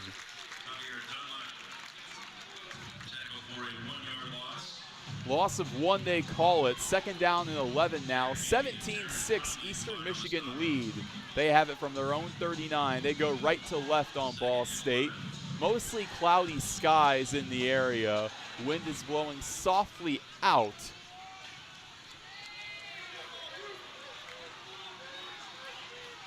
Here we go, Noah Kim. Bunch set to the right on 2nd and 11. 2 receivers to his left as well. Claps his hands for the snap, and he gets it. Fires to the far side, has his tight end Joshua Long. He brings it in at the 45. He's pushed out of bounds by Eccles. Joshua Long's having a nice game. He's someone that you can just tell watching Eastern Michigan. Noah Kim trusts him sort of as a security blanket, someone that he can just get the ball to quickly for a quick 5 yards. Long, someone who has at least 2 catches in every game this season for Eastern. 3rd and 10, Long in motion from their own 47. With 2 receivers right. Kim examining the play with his center and Galagos. Running back, and McMillan goes to his left hip in the meantime. Kim gets the snap. Cardinals bring pressure. Boris tried to get him. He airs it out. Near side. Looks for Wheeler. It's too long inside the 20. Man, he had him wide open. He had Joedrick Lewis beat, but Kim just couldn't make the throw. That was a break for Ball State. Lewis was beat, and Wheeler, who already has 1 touchdown today on a long pass, probably should have had his second. And that was also to Jamarion Wheeler. So it was a little bit of deja vu there as Joedric Lewis is back deep to receive for Ball State from their own 10. They go left to right. Back on the punt, Mitchell Tomasek, former All-MAC first team, lets it rip. Joedric Lewis calls for the fair catch, but it goes well out of bounds on that baseline. So the Cardinals from their own 25, they work with 6:33 to go in the third quarter, down by 11. Such a big drive coming up.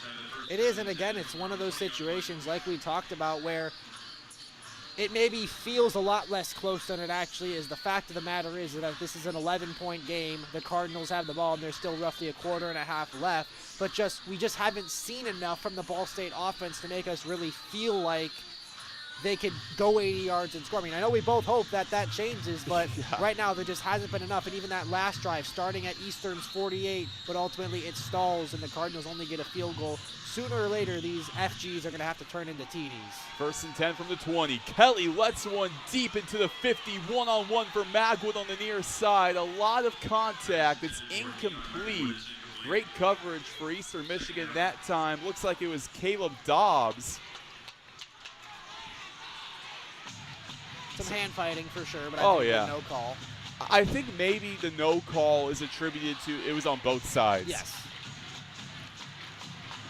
So it's 2nd and 10 for the Cardinals from their own 20. It's an empty set for Kyle Kelly. TJ Horton, he goes in motion. It's a pop pass to him as he moves to his right. Outside the numbers at the 22. A cutback move. He is brought down just short of the 25. A gain of 4 on the play. Tackle made for Eastern Michigan. Looks like it was Andrew Marshall. And it's a 3rd and 5 here, so playbook is open. I think it was a similar down and distance where you had that 3rd down conversion to Keon Magwood. They tried to get it to him on 1st down on a deep go route down the near side, but I don't think it has to be that type of play. Just get the ball in the hands of one of your best playmakers and one of your most experienced players. 3rd and 5 for the Cardinals from their own 25. Kelly looks left. Flushes out to his right. Sidearm pass to Max Webster on the near side. Does he have enough for the 1st down? He leaped towards the 30. It appears he does. How about that? Kyle Kelly sidearm to Maximus Webster. And that's one of those plays we're watching, you're going, no, yes, 1st down. I did not think that play was going to work out the way it did. Kelly was holding the ball and just kind of looking around, didn't know what to do, thought he was going to run out of time, but a great arm angle throw, finding Webster and keeping this drive going. 1st and 10 for the Cardinals, their own 30. Weatherly in motion, up the middle to TJ Horton. He gets a gain of 1. Max Webster, who caught that pass, little brother Micah just joined the team. They actually talked about that on the new episode Together, out now. The 2 kids from Westfield, Indiana, part of the Westfield Shamrocks, coached by Jake Gilbert, one of the legendary Indiana high school coaches. Max Webster, originally a quarterback in high school. They move him to tight end at Ball State. Got a big catch right there. Absolutely. Remember that one. If this drive turns into points, wouldn't be possible without it. 2nd down and 9 for the Cardinals from their own 31. Kelly rolls out left. Block from Bonds, his running back. Cuts up the middle. Past the line of scrimmage to the 35. He's met by a sea of white. It'll be 3rd and about 4 now for Ball State from around their own 35-yard line. All right, so now you go back to that 3rd and medium play sheet. What do you like? I don't think the sidearm throw to the tight end will happen again. Hey, maybe I'm wrong. That was a really fun play to watch, but I would love to see another one of those jet sweeps, maybe put a receiver or even a running back in motion. I think those have been some of the more favorable plays for Ball State's offense so far. 3rd and 4 for the Cardinals from their own 35. They trail 17-6. Under 4 minutes to go in this 3rd quarter. Kelly fires to his right. He has Ty Robinson outside the numbers at the 39. He's brought down maybe just short. They end up giving it to him. Ty Robinson moves to 6. Good catch by Robinson there, just running the quick out route, and he got just enough. And it was a good throw from Kelly. It was maybe a little low. Credit the strong hands from Robinson, making sure that one stayed up off the ground. It's 1st down and 10 for the Cardinals from their own 40. But how about this? The ruling on the field They're going to look at this about a first down for Ty Robinson. We're going to a review here. Let's see what we got. It was very close. Live, I thought he just got there, but I'm also not surprised they're taking a look. Well, we have quite the view here of the review. They don't show reviews on the big screen at Schumann Stadium. They don't want the crowd to kind of sway that opinion. But we can take a look at this. From my vantage point, at least, I know I'm a lot closer to it. He had to get to the 40. That knee is down at about the 39-yard line, but the ball looks like it goes across. But I think that knee's down first, which would mean he's short. Yeah, it's probably just going to come down to then where's the ball when that knee is down, and then, say it is reversed. If you're Ball State, I mean, what do you do? You're on your own side of the field, but also, you're down 2 scores. So if that's a decision that ends up needing to be made, it'll be interesting to see what Coach U does. Keep in mind, Ryan, it has to be enough to overturn. The ruling on the field was a first down for the Cardinals. Ty Robinson, yeah, he's right there. That's going to be a really tough one to dispute, because you have to think about what was the line to gain. It was that 40-yard line, and he was inside that 39. They go back, and it is a first down. Ruling on the field stands. Ball State with 3 receivers left out of that official ruling. Chris Creighton wanted them to look at it. Didn't quite get what he wanted. It's a shotgun formation for Ball State. Kobe Gross, the tight end, in motion to the right. Kelly gets the snap. Pressure to his left. Flushes over the middle. Pump fakes. Takes off at the 45 on the right hash. Tackle made that time from Andrew Marshall. Cardinals move forward about a gain of 5 on the play. That's a well-designed play because you have a lot of the receivers running down the field deep route that opens up some of the middle of the field, allowing Kelly to scamper ahead for 7 yards. Gain is 7, they call it. Second down and 3. Ball State from their own 47 right hash. They trail by 11. Weatherly in motion. They give it to him. Inside the numbers at the 50. Now outside. Has the first down and more. Trucks forward to the 35 in Eastern Michigan territory. How about Eric Weatherly? How about him? He's a slot receiver, but sort of using him in a running back hybrid type of role. I love it. Just get the ball in his hands. He's another one of those guys. It doesn't have to be 20 yards down the field. Just a little pop pass, something like that. Jet sweep, you name it. Cardinals showing some life here on offense after a couple of third down conversions earlier in this drive. Just over 2 minutes to go in this third quarter. Ball State trails by 11. It's 1st and 10 for them at the Eastern Michigan 35. They move left to right. Weatherly once more in motion. They don't give it to him. They dump off to him, though, at the 39. Gets to about the 34 before he's pushed out of bounds by Marshall on the near side.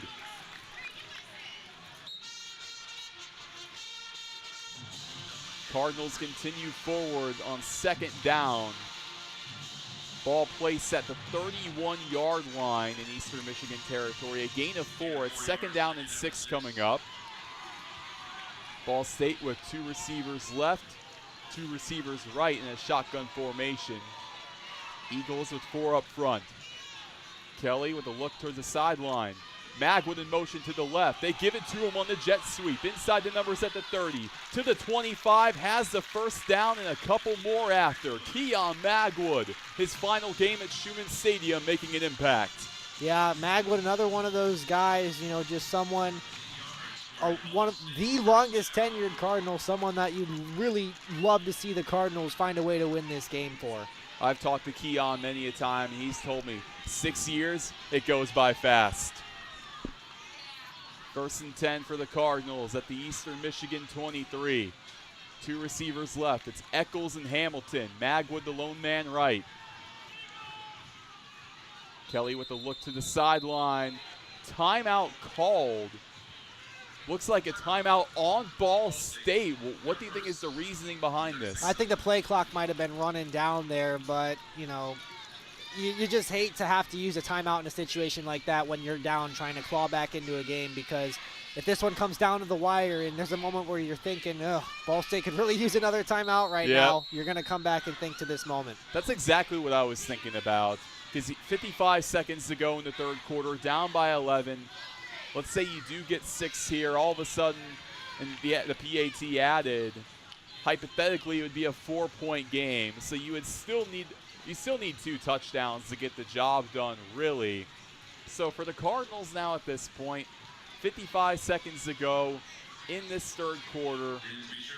There's not much of a sense of urgency to score in this quarter as much, but what type of plays do you want to see them run in the red zone? I think they just got to continue with what's been working. I think you look at what we've seen, just getting the ball to Weatherly, getting the ball to Magwood. It doesn't have to be complicated. It doesn't have to be something that, is rocket science. It's just getting the ball in the hands of your playmakers. In this drive specifically, it's looked like the Ball State football that we know. It's running the ball. It's keeping up with the chains. And remember, this all started way back at, right around the Ball State 30-yard line with that sidearm throw from Kelly to Webster, keeping this drive going. Then the next set of downs, Ty Robinson, a third down conversion, just that long, time of possession, trust in the process. This is still early enough you could afford to have a drive like that because we're still in the third quarter. So I just want to see Ball State do what they've continued to do on offense, having these ball control style drives. What has to be different, though, is here the Cardinals have to finish. Finish is something they haven't done when it comes to getting 6 points in this game. A pair of field goals puts us at our current score of 17-6 in favor of the Eagles. Eastern Michigan yet to score in this third quarter. The lone points in this quarter came from a 25-yard field goal from D.C. Pippin, only in his second game kicking for Ball State. But Ryan, in these final 55 seconds, do you expect the Cardinals to maybe get a little more aggressive here? I think, it's first down, so the playbook's pretty open, but I think there's got to be a sense of urgency to get 6 here. We saw the last time the Cardinals got down here, it was, maybe a 3rd and 7. They ran the design QB run, got maybe half of what they needed, and I think we both thought that might have been setting up an attempt to go for it on 4th down, just based on the type of play call that was. But then they ended up getting the 3. I think Ball State, now that you're nearing the fourth quarter here, you got to get 6 on this drive. And, when you start doing the math, if you do get 6, then the conversation comes, do you try and make it 8 and get within a field goal? That, we'll cross that bridge if or when we get there, Cardinals. Hope we will. These next few plays for Ball State, it's hard to underestimate how huge these are, knowing that you have the potential to make this a 1-score game. Cardinals back out there. 1st and 10 at the Eastern Michigan 23 on the left hash. Bonds is the running back in the backfield with Kelly. A motion, it's Horton. They give it to him on the jet sweep to the right. Gets to the 25-20. Has the first down near side into the 10. Brought down at the 5 out of bounds. TJ Horton on the jet sweep. A couple of running backs making play. And we do have a flag on the far side of the field, so we'll see what that is. But initially, it looked like a great run from Horton and a great block from number 22, Bonds, making it possible. The running back, the true freshman in Jalen Bonds, as the officials converge on what could be such a big flag here, knowing that it could be a holding on the Cardinals. Illegal formation. Too many men in the backfield. 5-yard penalty for previous spot. Replay first down. Well, that's something you just don't see every day. Too many men in the backfield. Illegal formation against the Cardinals. That knocks that play back and off the record. Really tough one for the Cardinals because it was executed perfectly, just illegal formation. That is just a crusher for Ball State. It's 1st and 15 for Ball State at the Eastern Michigan 28 after the 5-yard penalty. 49 seconds to go in the third quarter. Ball State trails 17-6.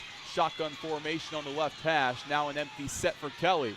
Claps his hands for the snap. He gets it. Fires over the middle. Looks for Weatherly. It goes in the dirt. Just a few moments ago, we thought it was going to be 1st and goal, and now quickly Ball State not in an ideal down and distance situation. 2nd and 15, so you have a couple plays to work with, but again, there's only so many to get those touchdowns eventually, and it really looked like maybe that this drive was shaping up to be one of those. Still time, but Ball State going to have to get creative here on 2nd and 15. It goes without saying, penalties are drive killers. On 2nd and 15 for the Cardinals at the Eastern Michigan 28. Weatherly in motion to the left. They give it to him outside the numbers at the 25. Stiff arms the defender, brought out of bounds, just 2 yards short of the line to gain. Brings up 3rd and about short. By that line to gain, I mean the original spot.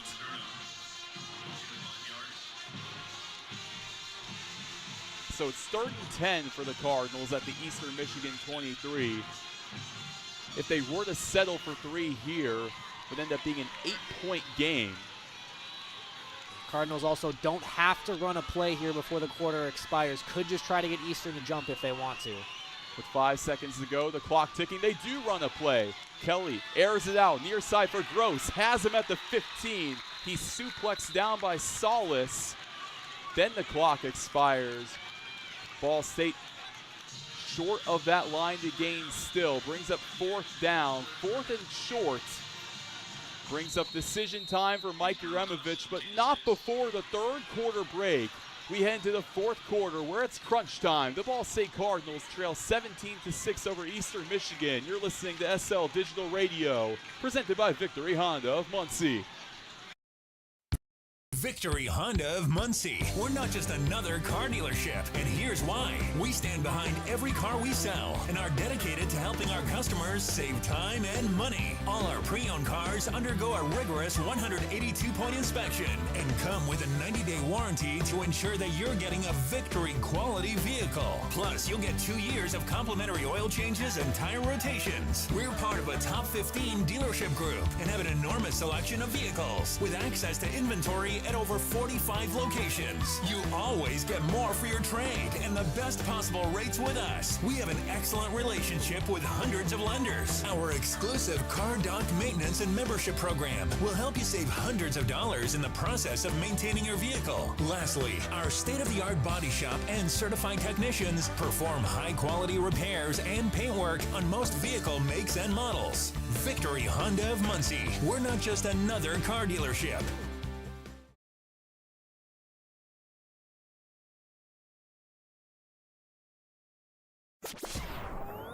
Your home for live Ball State sports, streaming right in your timeline. This is Sports Link Digital.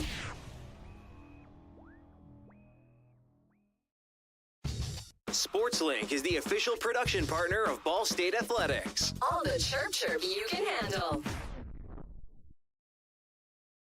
Quarter action at Schumann Stadium. Do or die for the Cardinals, trailing 17-6. Coming up is a critical 4th and 2 from the Eastern Michigan 15. I'm Roen Elbert, joined by Ryan Stojetz. The Cardinals now, such a crucial spot. Let me ask the big question to you.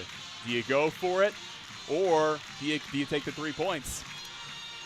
Well, let's just first examine where we're at. It's 4th and 2. It's a 17-6 game, starting quarter number 4. A field goal from here would be about 32, 33 yards. So basically the equivalent of an NFL extra point. DC Pippen can make that. It would make it a one-score game, but I would go for this, Roen. Just the way this drive is going, I would go for it. It's 4th and 2. I think you dial up a play. You had a whole, quarter break to talk about it. I would go for it. You try to punch it, not necessarily on this play, but try to end this drive in 6, something the Cardinals haven't been able to do all afternoon. And then from there, you decide do you go for 2 or not. But first things first, I would go for this here. I get that the field goal makes it a one-score game, but ultimately, how many trips deep can you have without coming away with a touchdown? That's the big question, Ryan. You have to think about that if you're Coach Uremovich. You have to have that in the back of your mind of, we've come this long, we've come this far. It's the 4th quarter. I think you have to. You got 2 timeouts left. You have so much on the line, so much in jeopardy, because if we're talking bowl status, you don't want to force yourself to have to win out the last 2 games, especially on the road where you haven't won on the road all season. And it's going to be against 2 tough teams at Toledo and at Miami, 2 of the better ones in the conference. Yeah, Miami, the big story for them, it was DeQuan Finn, their quarterback, quitting the team mid-season. That might be a big hamper for the Red Hawks. To prepare for the NFL, man, you just don't see that every day. No other comments from me on that issue.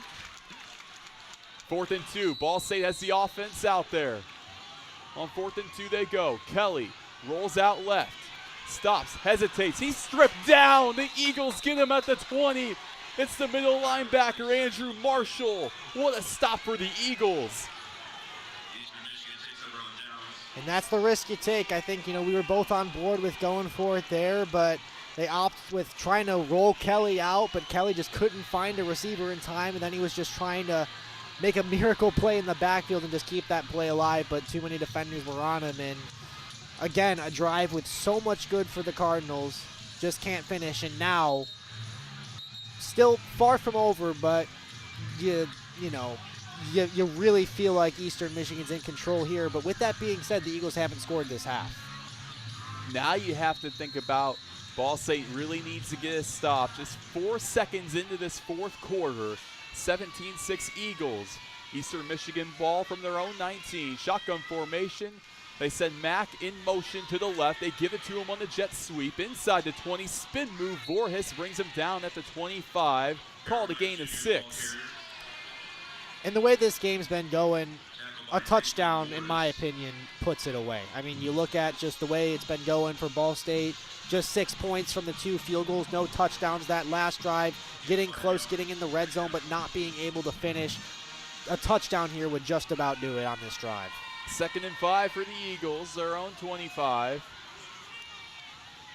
Kim claps his hands, gives to McMillan up the gut.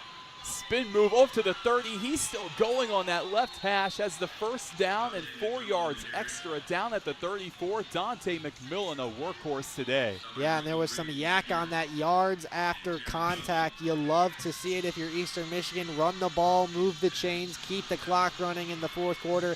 And the Ball State defense, Roen, let's face it, they've got to be a little disheartened. They've given their offense a couple chances to kind of get back in the game, but they haven't really been able to capitalize.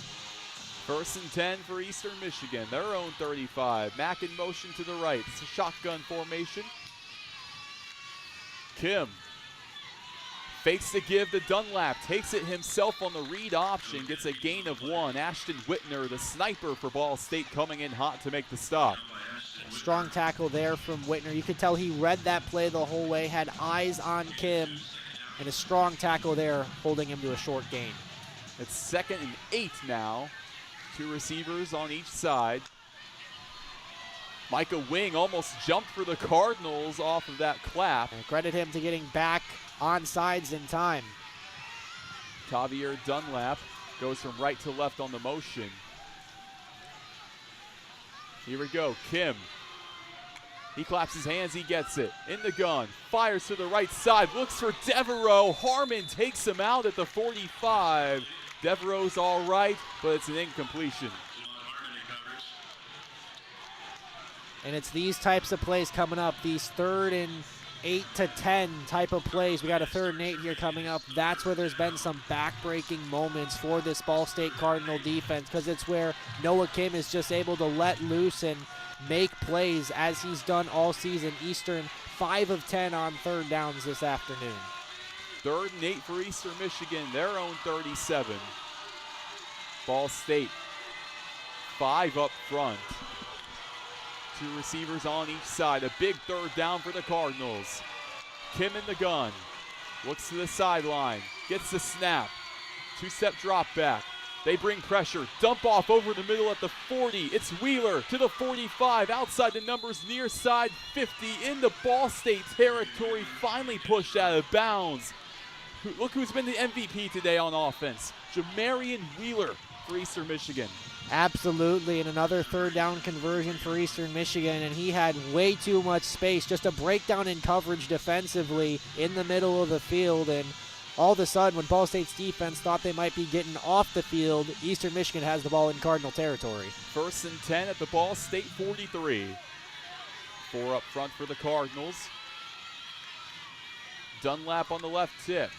Snap goes. They give it to him. Right hash 40. Eccles comes in hot at around the 38 to haul him down. And if you're Ball State now, ideally you want another takeaway, but realistically it's hold them to 3 at worst. keep it a 2-possession game. They call it 2nd and 3. The give to Dunlap again. He breaks free at the 20, to the right side 10, the 5. He's into the end zone. Touchdown.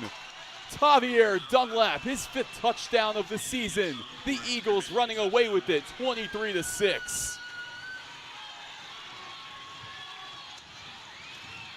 And that hurts for Ball State. Dunlap ahead of steam, and you knew once he got to about the 15-ish yard line that he was probably going to take it the distance. He's like a bowling ball rolling down the field, and it's pretty silent here in Schumann Stadium. Dunlap, that big bruiser, really hard to bring him down. Kessinger's PAT is up on the right side of the field. It's up and good, 24-6. Eastern Michigan is 11 minutes and 49 seconds away from giving Ball State their first home loss of the season. The Cardinals, they haven't been undefeated at home since 2013. The last time we saw a first-year head coach get it done for the Cardinals, being undefeated at home, it's the White Wallace back in 1978. Coach Jeremovich wanted to add his name to that very short list, but right now, they would need a pretty big comeback to get that done. They would, and looking at it from the Eastern Michigan side real quick, Eastern Michigan is looking to snap an 8-game road losing streak that dates back to last season. Eastern's last win on the road came in September of 2024 at Kent State. So, couple streaks, barring a crazy comeback for the Cardinals in the next 12 minutes, going to be ending. We're going to take it to a quick commercial break. We'll be right back. You're listening to SL Digital Radio, presented by Victory Honda of Muncie. Your home for live Ball State sports, streaming right in your timeline. This is Sports Link Digital. From the bell tower to your smartphone, anywhere in the world. Never miss Ball State sports with Sports Link Digital. Victory Honda of Muncie. We're not just another car dealership, and here's why. We stand behind every car we sell and are dedicated to helping our customers save time and money. All our pre-owned cars undergo a rigorous 182-point inspection and come with a 90-day warranty to ensure that you're getting a Victory quality vehicle. Plus, you'll get 2 years of complimentary oil changes and tire rotations. We're part of a top 15 dealership group and have an enormous selection of vehicles with access to inventory at over 45 locations. You always get more for your trade and the best possible rates with us. We have an excellent relationship with hundreds of lenders. Our exclusive Car Doc maintenance and membership program will help you save hundreds of dollars in the process of maintaining your vehicle. Lastly, our state-of-the-art body shop and certified technicians perform high-quality repairs and paint work on most vehicle makes and models. Victory Honda of Muncie. We're not just another car dealership. You're listening to Ball State football, streaming live with Sports Link Digital. Now back to the stadium.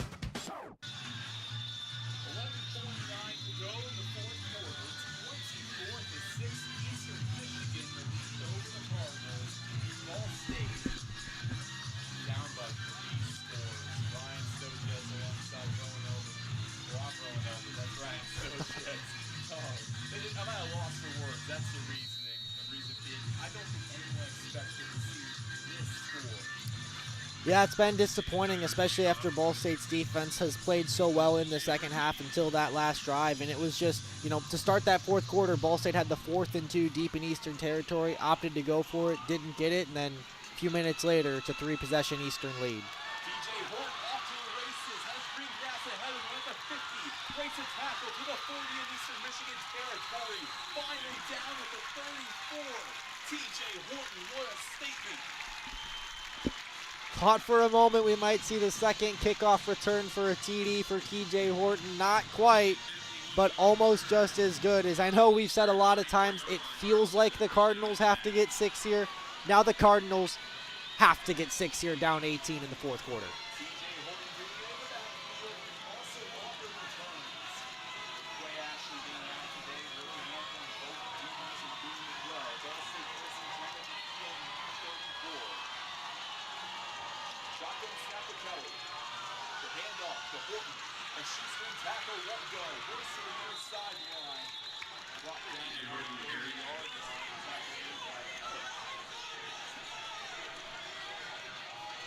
Yeah, and I know there's still a lot of time left, but you need a lot to happen if you're Ball State. So I'd expect to see a bit of a sense of urgency here, getting the play call in quickly, lining up at the line of scrimmage, making sure everyone knows their assignments. Again, time at a premium when you need 3 scores.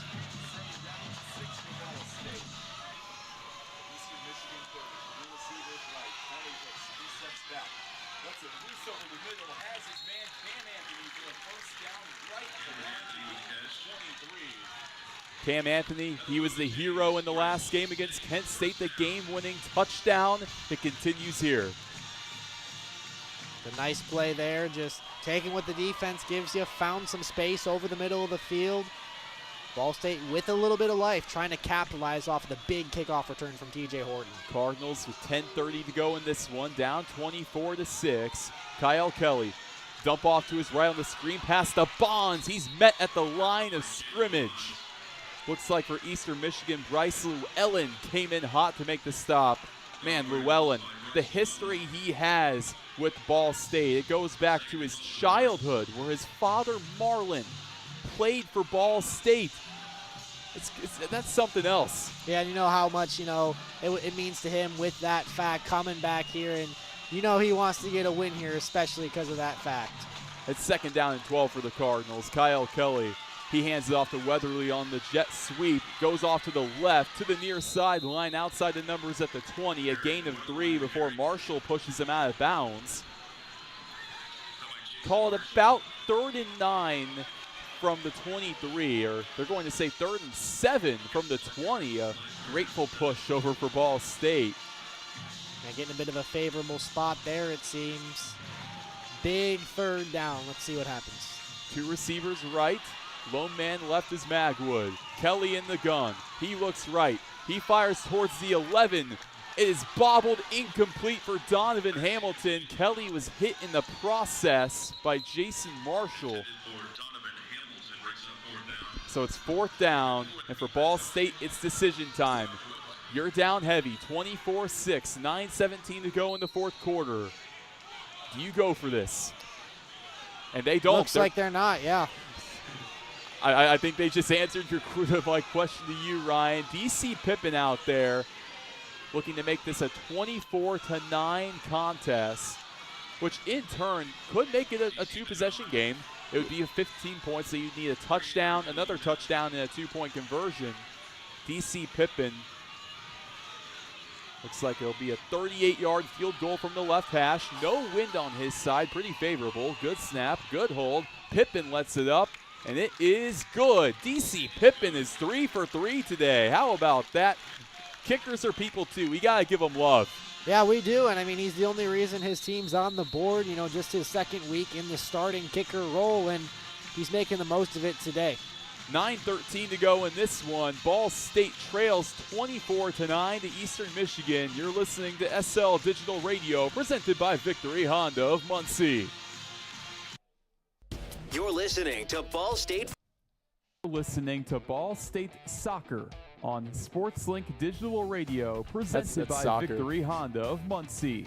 Now, from Trivia Night at Brothers and Tater Tots at Roots. Never miss a Ball State game with SportsLink Digital.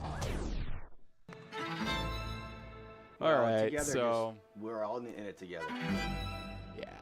And I said it in my press conference. Yeah. It's not just the players, it's not just the coaches, it's the administration, it's the trainers, it's the strength staff, it's the alumni coming back, it's the people in the community supporting our program. Of course, the one home game we're going to lose. It's me and you. Just go back to our conditioning, our workouts together. Well, the good news is the broadcast has been really good, I thought. With this team. When I heard that word, it fires me up because I feel like it explains, football in a sense. New episode of Together is out now. SportsLink is the official production partner of Ball State Athletics. All the chirp you can handle. 9:13 to go in this one. 24-9, Eastern Michigan leads. Eagles get the ball back after a Ball State field goal, 38 yards out for DC Pippin. crowd still on hand, hoping for a miracle as the Cardinals are, I mean, hey, 9-13. It's a 2-score game down by 15. It is, and it's disappointing because you saw T.J. Horton run back the kickoff to the 35-yard line of Eastern Michigan, and the drive ends in a field goal, and that you just can't have that. You know, there's been too many instances today where Ball State's gotten close, but just ultimately hasn't punched it in and finished drive, and Eastern Michigan has done that. They've had more big plays than the Cardinals, and that's why the visiting team is up 15 right now. But you look at the math, I mean, it was an 18-point game. You figure on 4th down, you're going to need 3 scores. Get one of them, make it a 2-possession game. You now need, 2 touchdowns and, tacking on a 2-point conversion with one of them. But still a long way to go for Ball State. And again, game not out of reach, but just with the way it's been being played, it might feel emotionally like it's a lot taller of a task than maybe mathematically it seems for Ball State to come back in this one. This is an Eastern Michigan defense that has allowed 32 points per game. Only 9 for the Cardinals. Ball State struggling offensively to get anything going. Their one trip to the red zone we saw was halted by an interception. DC Pippin goes right to left for the Cardinals. Eastern Michigan left to right. Norman back deep. A fair catch goes back behind him in the end zone for a touchback. Eagles from their own 20 moving forward. A 15-point cushion, but really any score here, whether it be a field goal or a touchdown, pretty much seals the deal. Yeah, just about. And Eastern would love to just run 20 plays and just about take up the rest of the clock in this ball game. That would be their goal, and for them it's really just don't make mistakes, don't hurt yourself, don't turn the ball over, don't commit penalties, and just keep running the ball and get some first downs. 1st and 10 from the 25. Mack in motion to the left. It's a shotgun snap to Kim. They give it up the middle to McMillan. Reaches forward to the 30, a gain of 5. Even though Dante McMillan, their primary back, it was Javier Dunlap who had what might be the game-winning touchdown on the last drive. 2nd and 5 for Eastern on their own 30. McMillan's in the backfield with Kim. He goes towards his center, and Gallegos talking about the play. Tries to get the Cardinals offside with another clap. Ball State has 3 up front. They don't budge. Now the shotgun snap to Noah Kim. Another handoff to McMillan. A spin move towards the first down marker at the 35. He's able to reach it. Back-to-back 5-yard carries for Dante McMillan to move the 6. And Eastern is A-okay with plays like that. Look, they've ran 2 plays. They've gotten a first down. They've took a minute off the clock. Melting the clock with over 8 minutes to go in the 4th quarter. The clock ticking. Eagles with a 24-9 lead over Ball State. Cardinals have 2 timeouts left. Eastern Michigan, they have all 3. The 1st and 10 snap to Kim. They give it this time to McMillan. He is halted back by the Cardinals. Their front 6 get there. Jack Beebe involved in the mess. A loss of 2.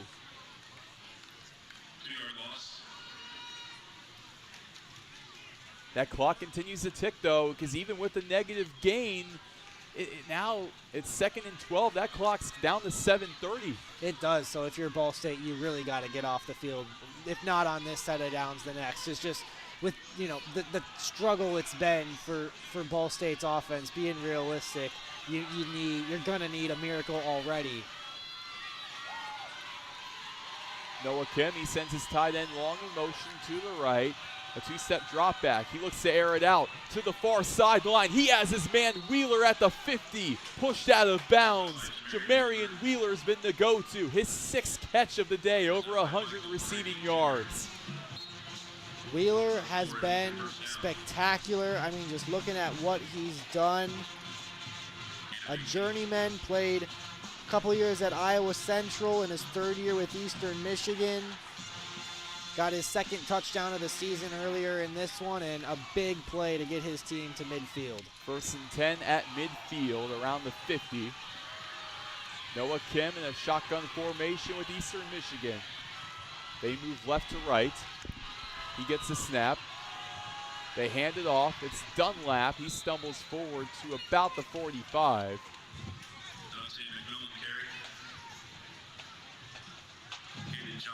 But they continue to run the ball. But that last passing play really paying dividends. Yeah, and that was when that presented an opportunity for Ball State. If they could force that one to be incomplete, stop the clock, force a 3rd and 12, not to be. Eastern Michigan, with about 6 minutes to go in the fourth quarter, the clock ticking, they lead 24-9. 2nd and 5 at the Ball State 44. Once again to McMillan. He's stripped down at the 49. Ben Marsh for the Cardinals gets him down. A big 3rd down coming up for Eastern Michigan. 3rd and 8 after the loss of 3. That tackle for loss for Ben Marsh, his 2nd on the year. This is where you gotta have it for Ball State, and you see Eastern Michigan taking their time now, taking a break from the tempo, breaking the huddle a little slower. Wouldn't be surprised to see him let the play clock go down a little bit. 3rd down and 8. Kim, they send Long in motion. He stops in his tracks right at the left tip. Kim gets the snap, looks over the field, scans, fires it. Shea breaks it up. Cardinals get a big 3rd down stop, allowing some time with 5:11 left in the fourth quarter to go across field. Eastern Michigan bringing out the punting unit. It was a great job by Shea there in coverage. They were looking for the tight end, Joshua Long, just trying to go that quick pass over the middle of the field. Broken up, and, well, it would take a miracle, but at least a miracle's on the table. You need 15 points in just over 5 minutes. Only the 3rd punt today for Eastern Michigan. Back from their own 40, Tomasic, high arcing kick, goes out of bounds on the far sideline at the 25. Ball State in that general range with 5:03 to go in the fourth quarter, trailing 24-9. They've yet to find the end zone today. That was the big thing early on in the season. The first 2 games they played Purdue and Auburn. Didn't find the end zone in either game. Finally did so against FCS New Hampshire. Now granted, that New Hampshire team, one of the best in FCS, and they gave the Cardinals a fight. Yeah, they did. And again, I mean, early in the season, tough non-conference schedule, but, you still expect to, score some touchdowns in the games you play. But then I think you saw you've seen this team make strides, make improvements in various facets. But then again, even the UConn game, that's where I think you first really saw Ball State sort of find an offensive identity. And yes, that was the game they ultimately lost. That was a game that the Cardinals scored late in, so maybe making the score make the game look a little bit closer than it actually was by just looking at the scoreboard. But again, that UConn game, just looking at what the UConn Huskies have done since, I think they're 7-3, knocked off Duke. That's a good team, and the fact that Ball State put up a good fight against them, it's, maybe now more impressive than it was actually in the moment of the game back in week 4 or whatever that was. But yeah, barring something crazy here in the next 5 minutes, probably going to be a disappointing end to the home season, but still, even with the loss, Ball State, a bowl game, still possible, going to be tough, likely going to have to win both of those 2 road games now to end the season. But there's still disappointment probably on senior day. However, I mean, it's not over till it's over. How many times you hear that? Crazier things have happened in the game of football. It's not over until it's over. I'm pretty sure that's a Lenny Kravitz quote. Well, if you're Ball State, you're holding that close right now because, I mean, you haven't scored a touchdown all game. You're going to need 2 in 5 minutes. Talk about tough non-cons. Ball State, they're going to have a new starting quarterback next year because Kyle Kelly out of eligibility. Whether it's someone currently in the room now or from the portal, a true freshman, we don't know. But whoever that new quarterback is, their first game next season at Ohio State, the reigning national champions. Reigning national champions, currently ranked number 1. I mean, that is going to be... It'll be a fun experience. We'll say that, getting to play in Columbus, just, in a stadium and against a program with, a storied history like Ohio State. It's not, too far from Muncie, so I'm sure there'll be some Cardinal fans that make the trip. And, they also got Northwestern in the non-conference schedule next year, heading up to Chicago to take on Northwestern, or Evanston to be more precise. Another Big Ten matchup for Ball State in 2026 to look forward to. 1st and 10 from their own 25. Kyle Kelly, two-step drop back, rolls off to his left, goes on the run to the left hash, 30 to the 40, has the first down and more, breaks tacklers, gets to the Cardinal head right at the 50. Kyle Kelly doesn't want to think about 2026. He goes on ahead for a first down. No, I mean, this is where, for a lot of these seniors, it's, hey, this is my last 5 minutes playing here. Even if we're not going to come back and win, I want a touchdown here in my last game. One more Schumann Stadium score. Give these Ball State Cardinal home fans at least one more thing to cheer about in 2025. It's 1st and 10 for Ball State, their own 49. Right at the Cardinal head, 3 receivers right. Shotgun formation, Sun pierced through. Kelly gets it, direct snap off to the left, spin move left hash, leaps forward to the 43-yard line, finally brought down. And there's a scrum and a late hit on Eastern Michigan. Eric Weatherly got shoved after the fact right at the left hash 39. That's going against the Eagles. As you see Weatherly on the ground, he was, stunned for a moment that there wasn't a flag. The flag came from the far side a few seconds after the fact. We still await the official ruling. There are a million ways you could call that, but let's see how they do it. After the play, personal foul, unnecessary roughness, defense, number 16. 15-yard penalty added on to the end of the run, automatic, first down. Unnecessary roughness on Eastern Michigan's side. Man, that's a 15-yard penalty. That is on a defensive standpoint, that's a drive killer for Eastern Michigan. Absolutely, and you're given an offense that's not been able to really finish drives 3 yards. 4:09 to go in this one. Ball State down by 15. Kelly on 1st and 10. Airs it out far side for Hamilton. Joshua Scott covers him like a blanket. Incomplete. Yeah, great coverage there from Scott. And it was, in terms of down the field, it wasn't a far pass, but that was a pretty far pass in terms of the east and west, as Kelly was more towards the near hash going for Hamilton on the far side. Brings up 2nd down and 10 for the Cardinals at the Eastern Michigan 28. 3 receivers to the right. Ball State on the left hash. It's a shotgun formation. TJ Horton on the left tip of Kelly. Gets the snap. Takes off. Cutback move to the right. Down the middle of the field. He's stripped down at the 24-yard line by a sea of Eastern Michigan white. Another late whistle, a flag. Eastern Michigan led by Barry Manning. They want that flag against the Cardinals. Yeah, I think I see an Eastern Michigan player maybe signaling for a face mask. We await the official ruling. That could be a drive killer for Ball State with 3:58 to go in this one. Down by 15, 2 timeouts left. After the play, personal foul, unnecessary roughness offense, number 3. 15-yard penalty for the end of the play.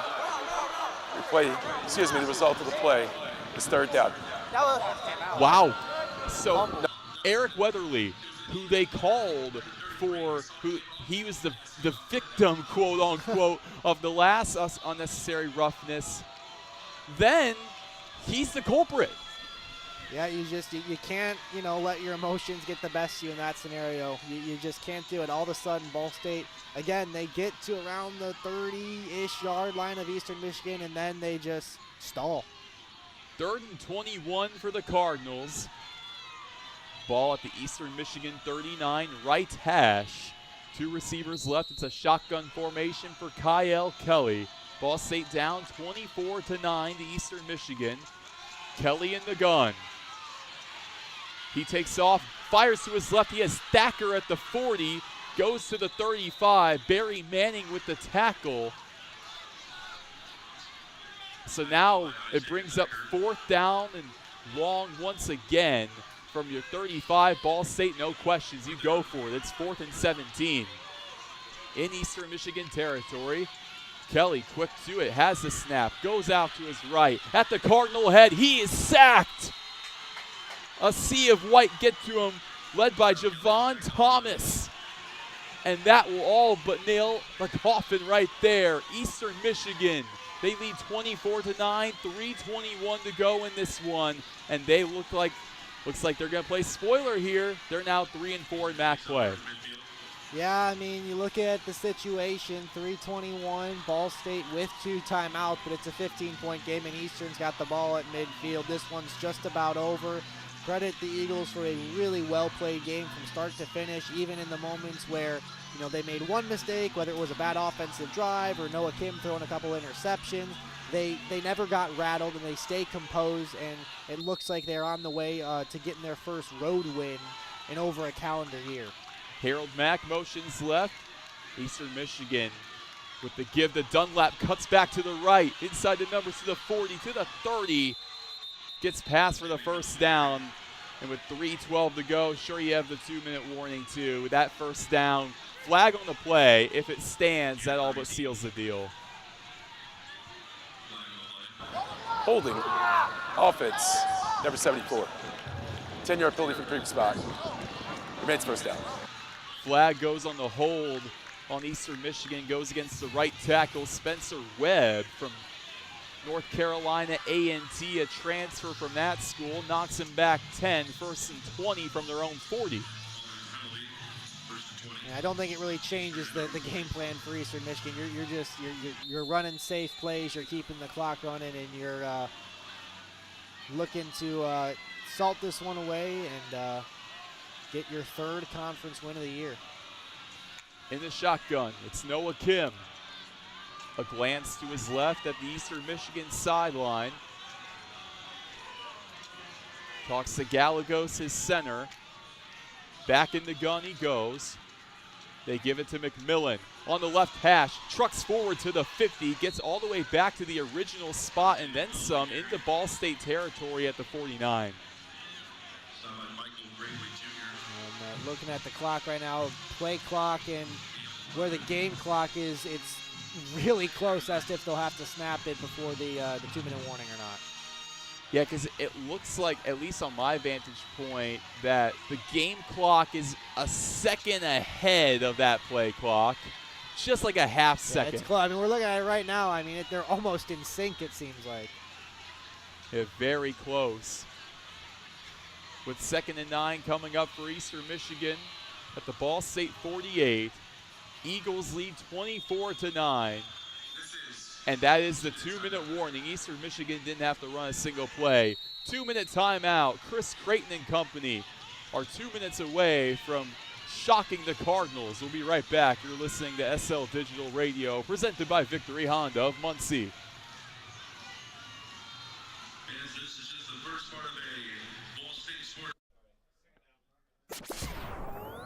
Your home for live Ball State sports, streaming right in your timeline. This is Sports Link Digital. From the bell tower to your smartphone, anywhere in the world. Never miss Ball State sports with Sports Link Digital. Well, together, we're all in it together. And I said it in my press conference, you know, it's not just the players, it's not just the coaches, it's the administration, it's the trainers, it's the strength staff, it's the alumni coming back, it's the people in the community supporting our program. Together to me is just moving as one cohesive unit. I feel like I could just go back to like our conditioning, like our workouts together. You're building a lifelong brotherhood with this team. When I hear that word, it fires me up because I feel like it explains, you know, football in a sense. New episode of Together is out now. You're listening to Ball State football, streaming live with Sports Link Digital. Now back to the stadium. Back to the stadium for the final 2 minutes of action. The Eastern Michigan Eagles on pace to win this one, 24-9 over Ball State. I'm Roen Elbert. That's Ryan Stojetz. Eastern Michigan, they got 2nd and 9 to go at the Ball State 48. And I think the number one question in that Eastern Michigan huddle is, hey, what's for dinner tonight? Yeah, I think that's really a great way to put it because Eastern Michigan, they are ready to go. They are just going to keep running the ball and one first down would just about do it here. And, something to note for Eastern Michigan, Coach Chris Creighton, we've touched on it a few times throughout the broadcast, but now that it's likely minutes away from happening, about to notch career win number 200 as an FBS head coach. And he'll join a group of just 37 FBS head coaches to reach that mark. Just remarkable for the 12th year Eastern Michigan head coach. Yeah, what an honor for such a great head coach. Let's talk a little bit about Chris Creighton and his resume. He comes from a background of where he was a head coach at FCS Drake from 2008 to 2013, had a record above 500 each season, got the Eastern Michigan job starting with the 2014 season, hasn't looked back since, has made 9 bowls. Eagles back-to-back seasons without making a bowl, including this year, but at least they somewhat got to play spoiler today. Ball State will have to win their next 2 to be bowl eligible, and this knocks them out of contention for that MAC championship spot. 2nd and 9 for Eastern Michigan. They move left to right with a 24-9 lead. They fake to give the MAC on the jet sweep. They hand it off the middle to McMillan. Tough carry. Jack Beebe on the stop. He's just a yard short of the sticks. Make it 3rd and 1 at the Ball State 41. Timeout Cardinals. Mike Uremovich and Ball State called their second timeout. Only 1 remaining with 1:52 to go in this one. Yeah, so on this, going to be 3rd and short here. Just run the ball and try and ice the game, and then you'll be kneeling it out. But looking ahead, we talked about for Ball State, they've got a couple of tough road contests that they'll now have to win both of. They'll take on Toledo a week from today, and then Miami of Ohio 2 weeks from today, both on the road. And then for Eastern, they just have 1 game remaining in their regular season. They'll finish it out with some midweek action of their own a week from Tuesday on November 25th. They'll host Western Michigan, so those in-state rivals will clash in about a week and a half, and Eastern will look to end their season on a 2-game winning streak. Or 3-game winning streak would be, because they're coming off a win against Bowling Green before this one. Eastern versus Western, a rivalry as old as time. Older than me, at least. They give it to McMillan off to the left on the left hash. He's brought down. It's a first down, gain of 2. Eric McLean gets the strip tackle. But that's not saying much on 19. And a timeout call. Ball State calls their final timeout. 1:48 to go. 24-9, Eastern Michigan out in front. Chris Creighton. This has to feel so good. Even though this isn't the season you wanted, you brought in a lot of seniors, a lot of grad students transferring in, including your quarterback in Noah Kim. To get this win over one of the hottest teams in the MAC, it's big. It is big, and it's something that, can build a foundation, heading into next year. And at the end of the day, even if you don't, quote, have something to play for in terms of, bowl eligibility or, MAC championship contention, these players, how many, late nights, early mornings, workouts, tryouts, whatever it is, you name it, that they work to get to play D1 college football. At the end of the day, that's what it's about. It's 1st and 10 for Eastern Michigan. Cardinals have no timeouts. They can just take a knee, and that'll do it. Yeah, victory formation, best position in football for the Eagles. Eastern Michigan's sideline very happy, sending the Cardinal fans home sad in the final home game at Schumann Stadium this year. The Cardinals yet to win back-to-back games this year. That's a big flaw, at least that we've seen so far. And Ball State, if they want to go to a bowl game for the first time since 2021, they'll have to win 2 on the road against Toledo and Miami. Back in the victory formation is Eastern Michigan on 2nd and 13 at the Ball State 42. Left hash. I can do this in my sleep. Kim takes a knee. Yep. Maybe just one more, and then that'll be it on the 2025 home Ball State football season. And overall, disappointing to not get that undefeated mark, but still 4-1 at home. That's a building block for sure. For sure, because if you think about it this way, even if Ball State, if they didn't win a single game the rest of the year, still an improvement from last year, at least in the win column, especially for a first-year head coach. not much to hang your head about. And that's the final play of the game. The Eastern Michigan Eagles win this one 24-9 over the Ball State Cardinals. Head coach Chris Creighton has his 200th win with the Eagles. Eastern Michigan playing spoiler on the home field on Ball State. From start to finish, credit Eastern Michigan on a well-played game. They were in control the whole way. Even when there was a mistake on their end, they didn't let it snowball into something bigger. And at the end of the day, for Ball State, it's hard to win if you can't finish drives and score touchdown. Credit Eastern Michigan's defense for bending but not breaking. And it's the Eagles spoiling Ball State's bid for a perfect home season. Not only that, the Cardinals at this point are virtually out of contention for the MAC championship. That's the big spoiler. Sure, they would have had to win out, and they would have needed some help to do so.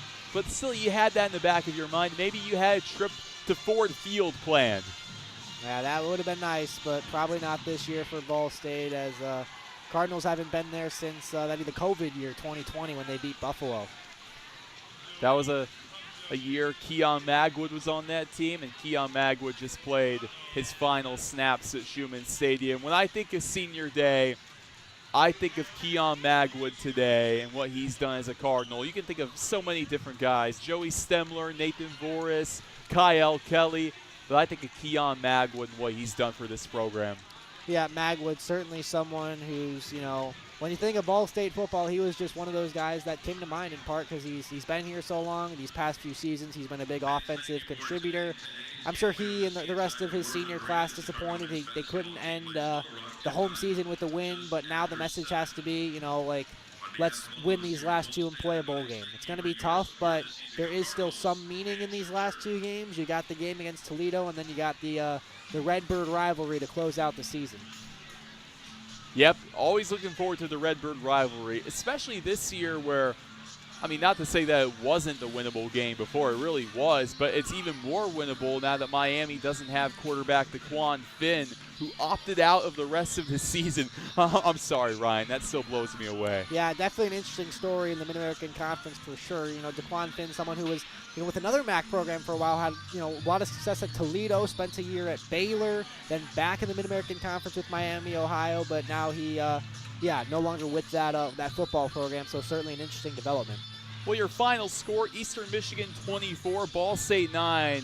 For post-game coverage, I hand it off to Zander Woods.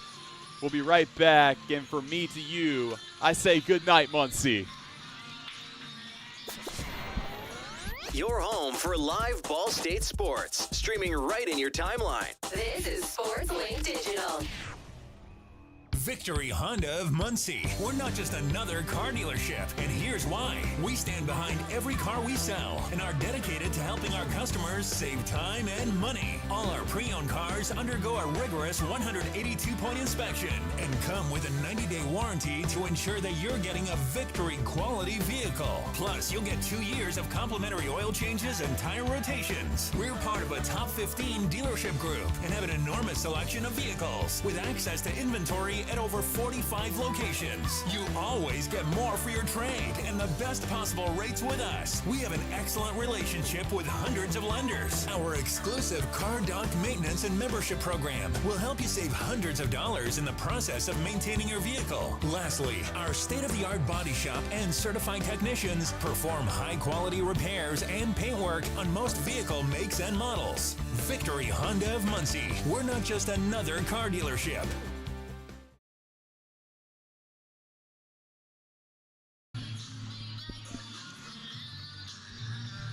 Well, there you have it. Eastern Michigan 24, Ball State 9. Eastern Michigan Eagles spoil the senior night for Ball State in a dominant fashion. Ryan Stojetz here with me on the post-game show of this game. Ryan, Eastern Michigan was firing at all cylinders. Ball State thought they had a little bit of life with that really nice drive towards the third quarter, bleeding out most of the clock. However, it was just a little too late, not enough to withstand the rushing attack towards the end of the game for Eastern Michigan. Well, we talked in halftime about how with Eastern getting the ball to start the second half, Ball State really needed a turnover, something to give their offense a shorter field to help them get back in the game. And they got the turnover, got decent starting field position, but ultimately weren't able to capitalize, and that's just really the story of the game for me. Ball State's offense, there were some good things, there were some good plays, there were some good couple of plays, but just ultimately it felt like when they got to the Eastern Michigan, say 25, 30, 35-yard line range, they either stalled or even in some cases went backwards, and ultimately that's the difference. Eastern Michigan also had more big plays. They were able to stretch the field more, had a more diverse set of offensive plays. And, credit the Eagles. They were the better team. They played a more complete football game, and they really played a strong 60 minutes of football. Chris Creighton getting his 200th win for his tenure at Eastern Michigan, capping off a really nice career. Excuse me, not capping off, but really adding on to a really nice career of his at Eastern Michigan, being the head coach for the past 12 years. What can you really say about this win over his career at Eastern Michigan? Well, I think you look at this Eastern Michigan team specifically, they're not going to make a bowl game, they're not going to make a MAC championship game, but they're going to be remembered as the team that got win number 200 for Coach, and they'll always be able to have that with them. So, not a lost season entirely for Eastern Michigan. It's definitely something to be proud of there. And just looking at Coach Creighton's resume, head coaching experience starting back 1997 to 2000. He was at Ottawa University in Kansas, 32-9 over 4 years there.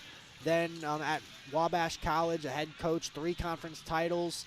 Drake, a lot of success there. And then since 2014, he's been at Eastern Michigan. And it wasn't a great start to his Eastern Michigan career. Won just 3 games over his first 2 seasons. But then in 2016, led his team to a 7-6 overall record. And that was the team's first winning season at the time since 1995. And, there's been a lot of firsts, a lot of success for Coach Creighton during his time with Eastern Michigan, back when the MAC had the division formats not too long ago.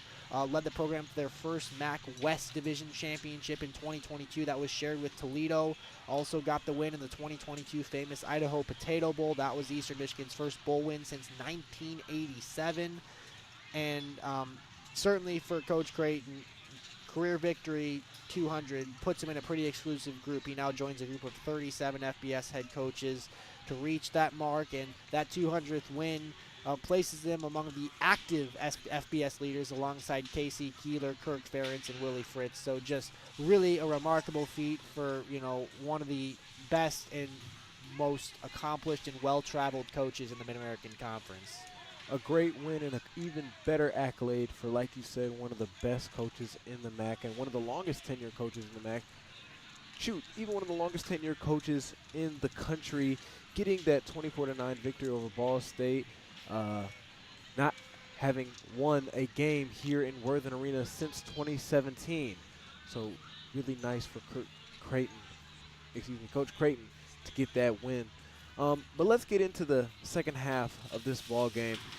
First half, obviously, as we noted at halftime, we mentioned Ball State was not able to get a lot of, creativity or inflection within the play calling and the offensive scheme. The third quarter, we saw a little bit of that. We saw a little bit of trickery with the flea flicker with Kyle Kelly. We saw, as Roen Elbert beautifully stated, some sidearm throws, and they let Kyle Kelly loose just a little bit, but Eastern Michigan's defensive line generating a lot of pressure, keeping him at bay, not letting him use his legs to really do too much. Granted, he did average around 4.5 yards per carry, but a lot of those rushes were on 2 big plays throughout the game, and if you really look at the game throughout its totality, not really too much going for him this afternoon. Yeah, Eastern was really able to contain Kyle Kelly, limit the big plays, limit his ability to break off big runs, and even when he did, just limiting him as a passer, keeping him in the pocket, getting pressure to him. And ultimately, it was just, Eastern kept Ball State behind the sticks a lot. Ball State is not built very well for third and long plays. Eastern Michigan is. That's why they were able to convert a few. Eastern, converted 7 out of 14 third downs, so, a 50-50 rate there. Ball State 5 out of 14, so actually not as big of a disparity as I thought, but still, it just feels like the Ball State Cardinals offense never put enough consistency together to be in it. The defense, give them credit after a rough start on that first drive for Eastern Michigan where the Eagles marched down the field very quickly. They did battle. They fought hard. They forced Noah Kim to throw 2 picks. He came in with just 6 all season. So credit for the defense for fighting as far as they could, but ultimately by the end of the game, I think they're probably just a little tired, and this is a good Eastern Michigan team despite what their record says. Yes, absolutely. Eastern Michigan surprisingly coming up with a really strong defensive effort, arguably one of their best performances all season long for one of the worst defenses in the MAC Conference, holding Ball State, one of the worst offenses, mind you, but a solid performance overall, keeping them to under double-digit points. Barry Manning, one of the best players on this Eastern Michigan defense, 6 tackles, 3 solo tackles, a sack, 2 tackles for loss, and a pass breakup, and 4 sacks altogether for this Eastern Michigan defense. As you noted, that this offense was really corralled and always behind the sticks, not really ever able to get the run game going. And as we noted in that third quarter, they had a lot of success getting strong running plays on early downs. However, it just wasn't able to be sustained. And then once they got to be in the red zone, you had the failed 4th down conversion, which really put Ball State behind the 8 ball in terms of any comeback efforts from that point on in the game. And then once you got to the 4th quarter, Eastern Michigan simply was just wearing down that Ball State defense by running away with the game. Strong performances overall on the rushing attack from McMillan and Dunlap with that long touchdown as we saw in the 4th, and it really just was all she wrote from that point on. Yeah, it was that 4th down play to start the 4th quarter. I think it was a 4th and 2 from right around the 15. It was 17-6 at the time, so you figure a short field goal you could try, make it a 1-score game. But I agreed with going for it in real time too, and it didn't work out for Ball State. But I think at that moment there, that's where you really felt the momentum firmly flip in Eastern Michigan's way, and from that point on, they never really gave it back. Yeah, absolutely, and I could see that. Now, for me, I'm more of a conservative play caller. But what do I know? I'm not on the sideline. I probably would have gone for the points at that moment in time. But the logic, I wouldn't call it irrational. Definitely an opportunity where you take that game. Listen, now you're able to get the game within single digits, and now you're potentially getting some momentum for your defense to come off. Because after that point in time, they did get off the field, but Eastern Michigan causing Ball State a quick 3-and-out to get the ball back, and then obviously with that long run by Tavier Dunlap. But overall, it was a solid performance for Eastern Michigan. Don't let the interceptions fool you. Noah Kim played a very nice game, 229 passing yards, 18 of 29, 62% completion rate. Really was one of the better players on this team. And the MVP of the game, I'm not going to say it because I think you might know it yourself, would have to be Whelan for Eastern Michigan. An amazing performance overall. He had Wheeler, 6 catches, 130 yards, a touchdown, that long 43-yard touchdown that we saw up the sideline. An incredible performance. Ball State really had no answers as far as coverage for him. Yeah, he was the go-to guy all game long for Eastern Michigan. A game-leading 6 catches, 131 yards, as you said, and that long touchdown, which was a pretty sweet play. Good throw from Kim and a good job by Wheeler evading tackles and finishing that play. So, I mean, credit Jamarian Wheeler, another one of these experienced players, a grad student who played his first 2 seasons at Iowa Central, now in his 3rd season with the Eagles, and in what will be one of his last, college football games, a really, really strong performance helping his team get the win.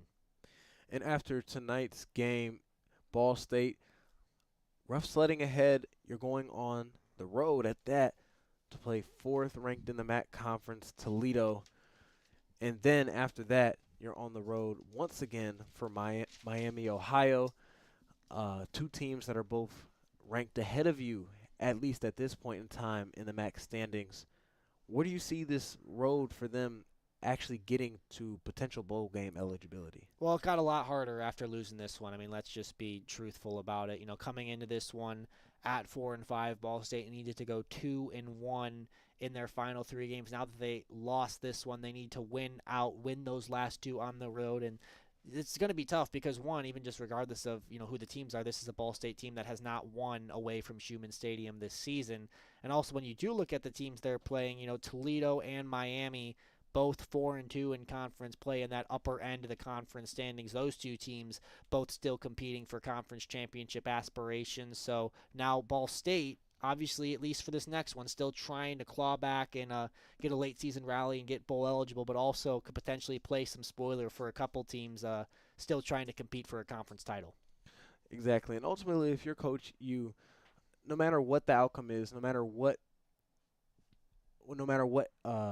type of accolades that you might be searching for as a team, you still have to finish strong.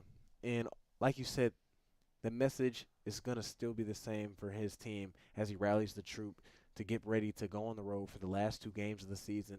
As you said, this road to bowl game eligibility has gotten a lot harder, especially with those 2 games being on the road. No pun intended. But ultimately, as a team, even if you have not accomplished that goal as far as getting to that bowl game, you still want to be able to set a precedent within that locker room saying, listen, we're here to spoil somebody else's dreams, or we're going to play hard, or we're going to play our butts off so we can make sure that we're setting the next example for the next guys that are coming in for this locker room. And for the seniors, though this might not have been the senior day game that you wanted, I don't think they would rather have it any other way than opposed to going out with a bang and going out on the road and ruining somebody else's dream, just as Eastern Michigan did for them. Yep, still football left to be played, and at least 2 games. If Ball State could win those 2 games, they'll get a third. So, yeah, maybe not getting that ultimate goal of a conference championship, but still going to be a tough road, but still a shot at a bowl game. But if nothing else, you still got 2 more chances to take the field with your brothers and compete and play this wonderful game we call football. And I know that Coach Yu and his squad will be ready to do that for the next couple weeks. Yeah, absolutely. And as my old football coach said, if clock's still running, so are we. But this has been a SportsLink digital broadcast post-game show. I'm Alexander Woods, Ryan Stojetz, the main guy back there, Roen Elbert, on the play-by-play call. With that being said, this has been Real, signing out. This has been a production of SportsLink Digital Radio.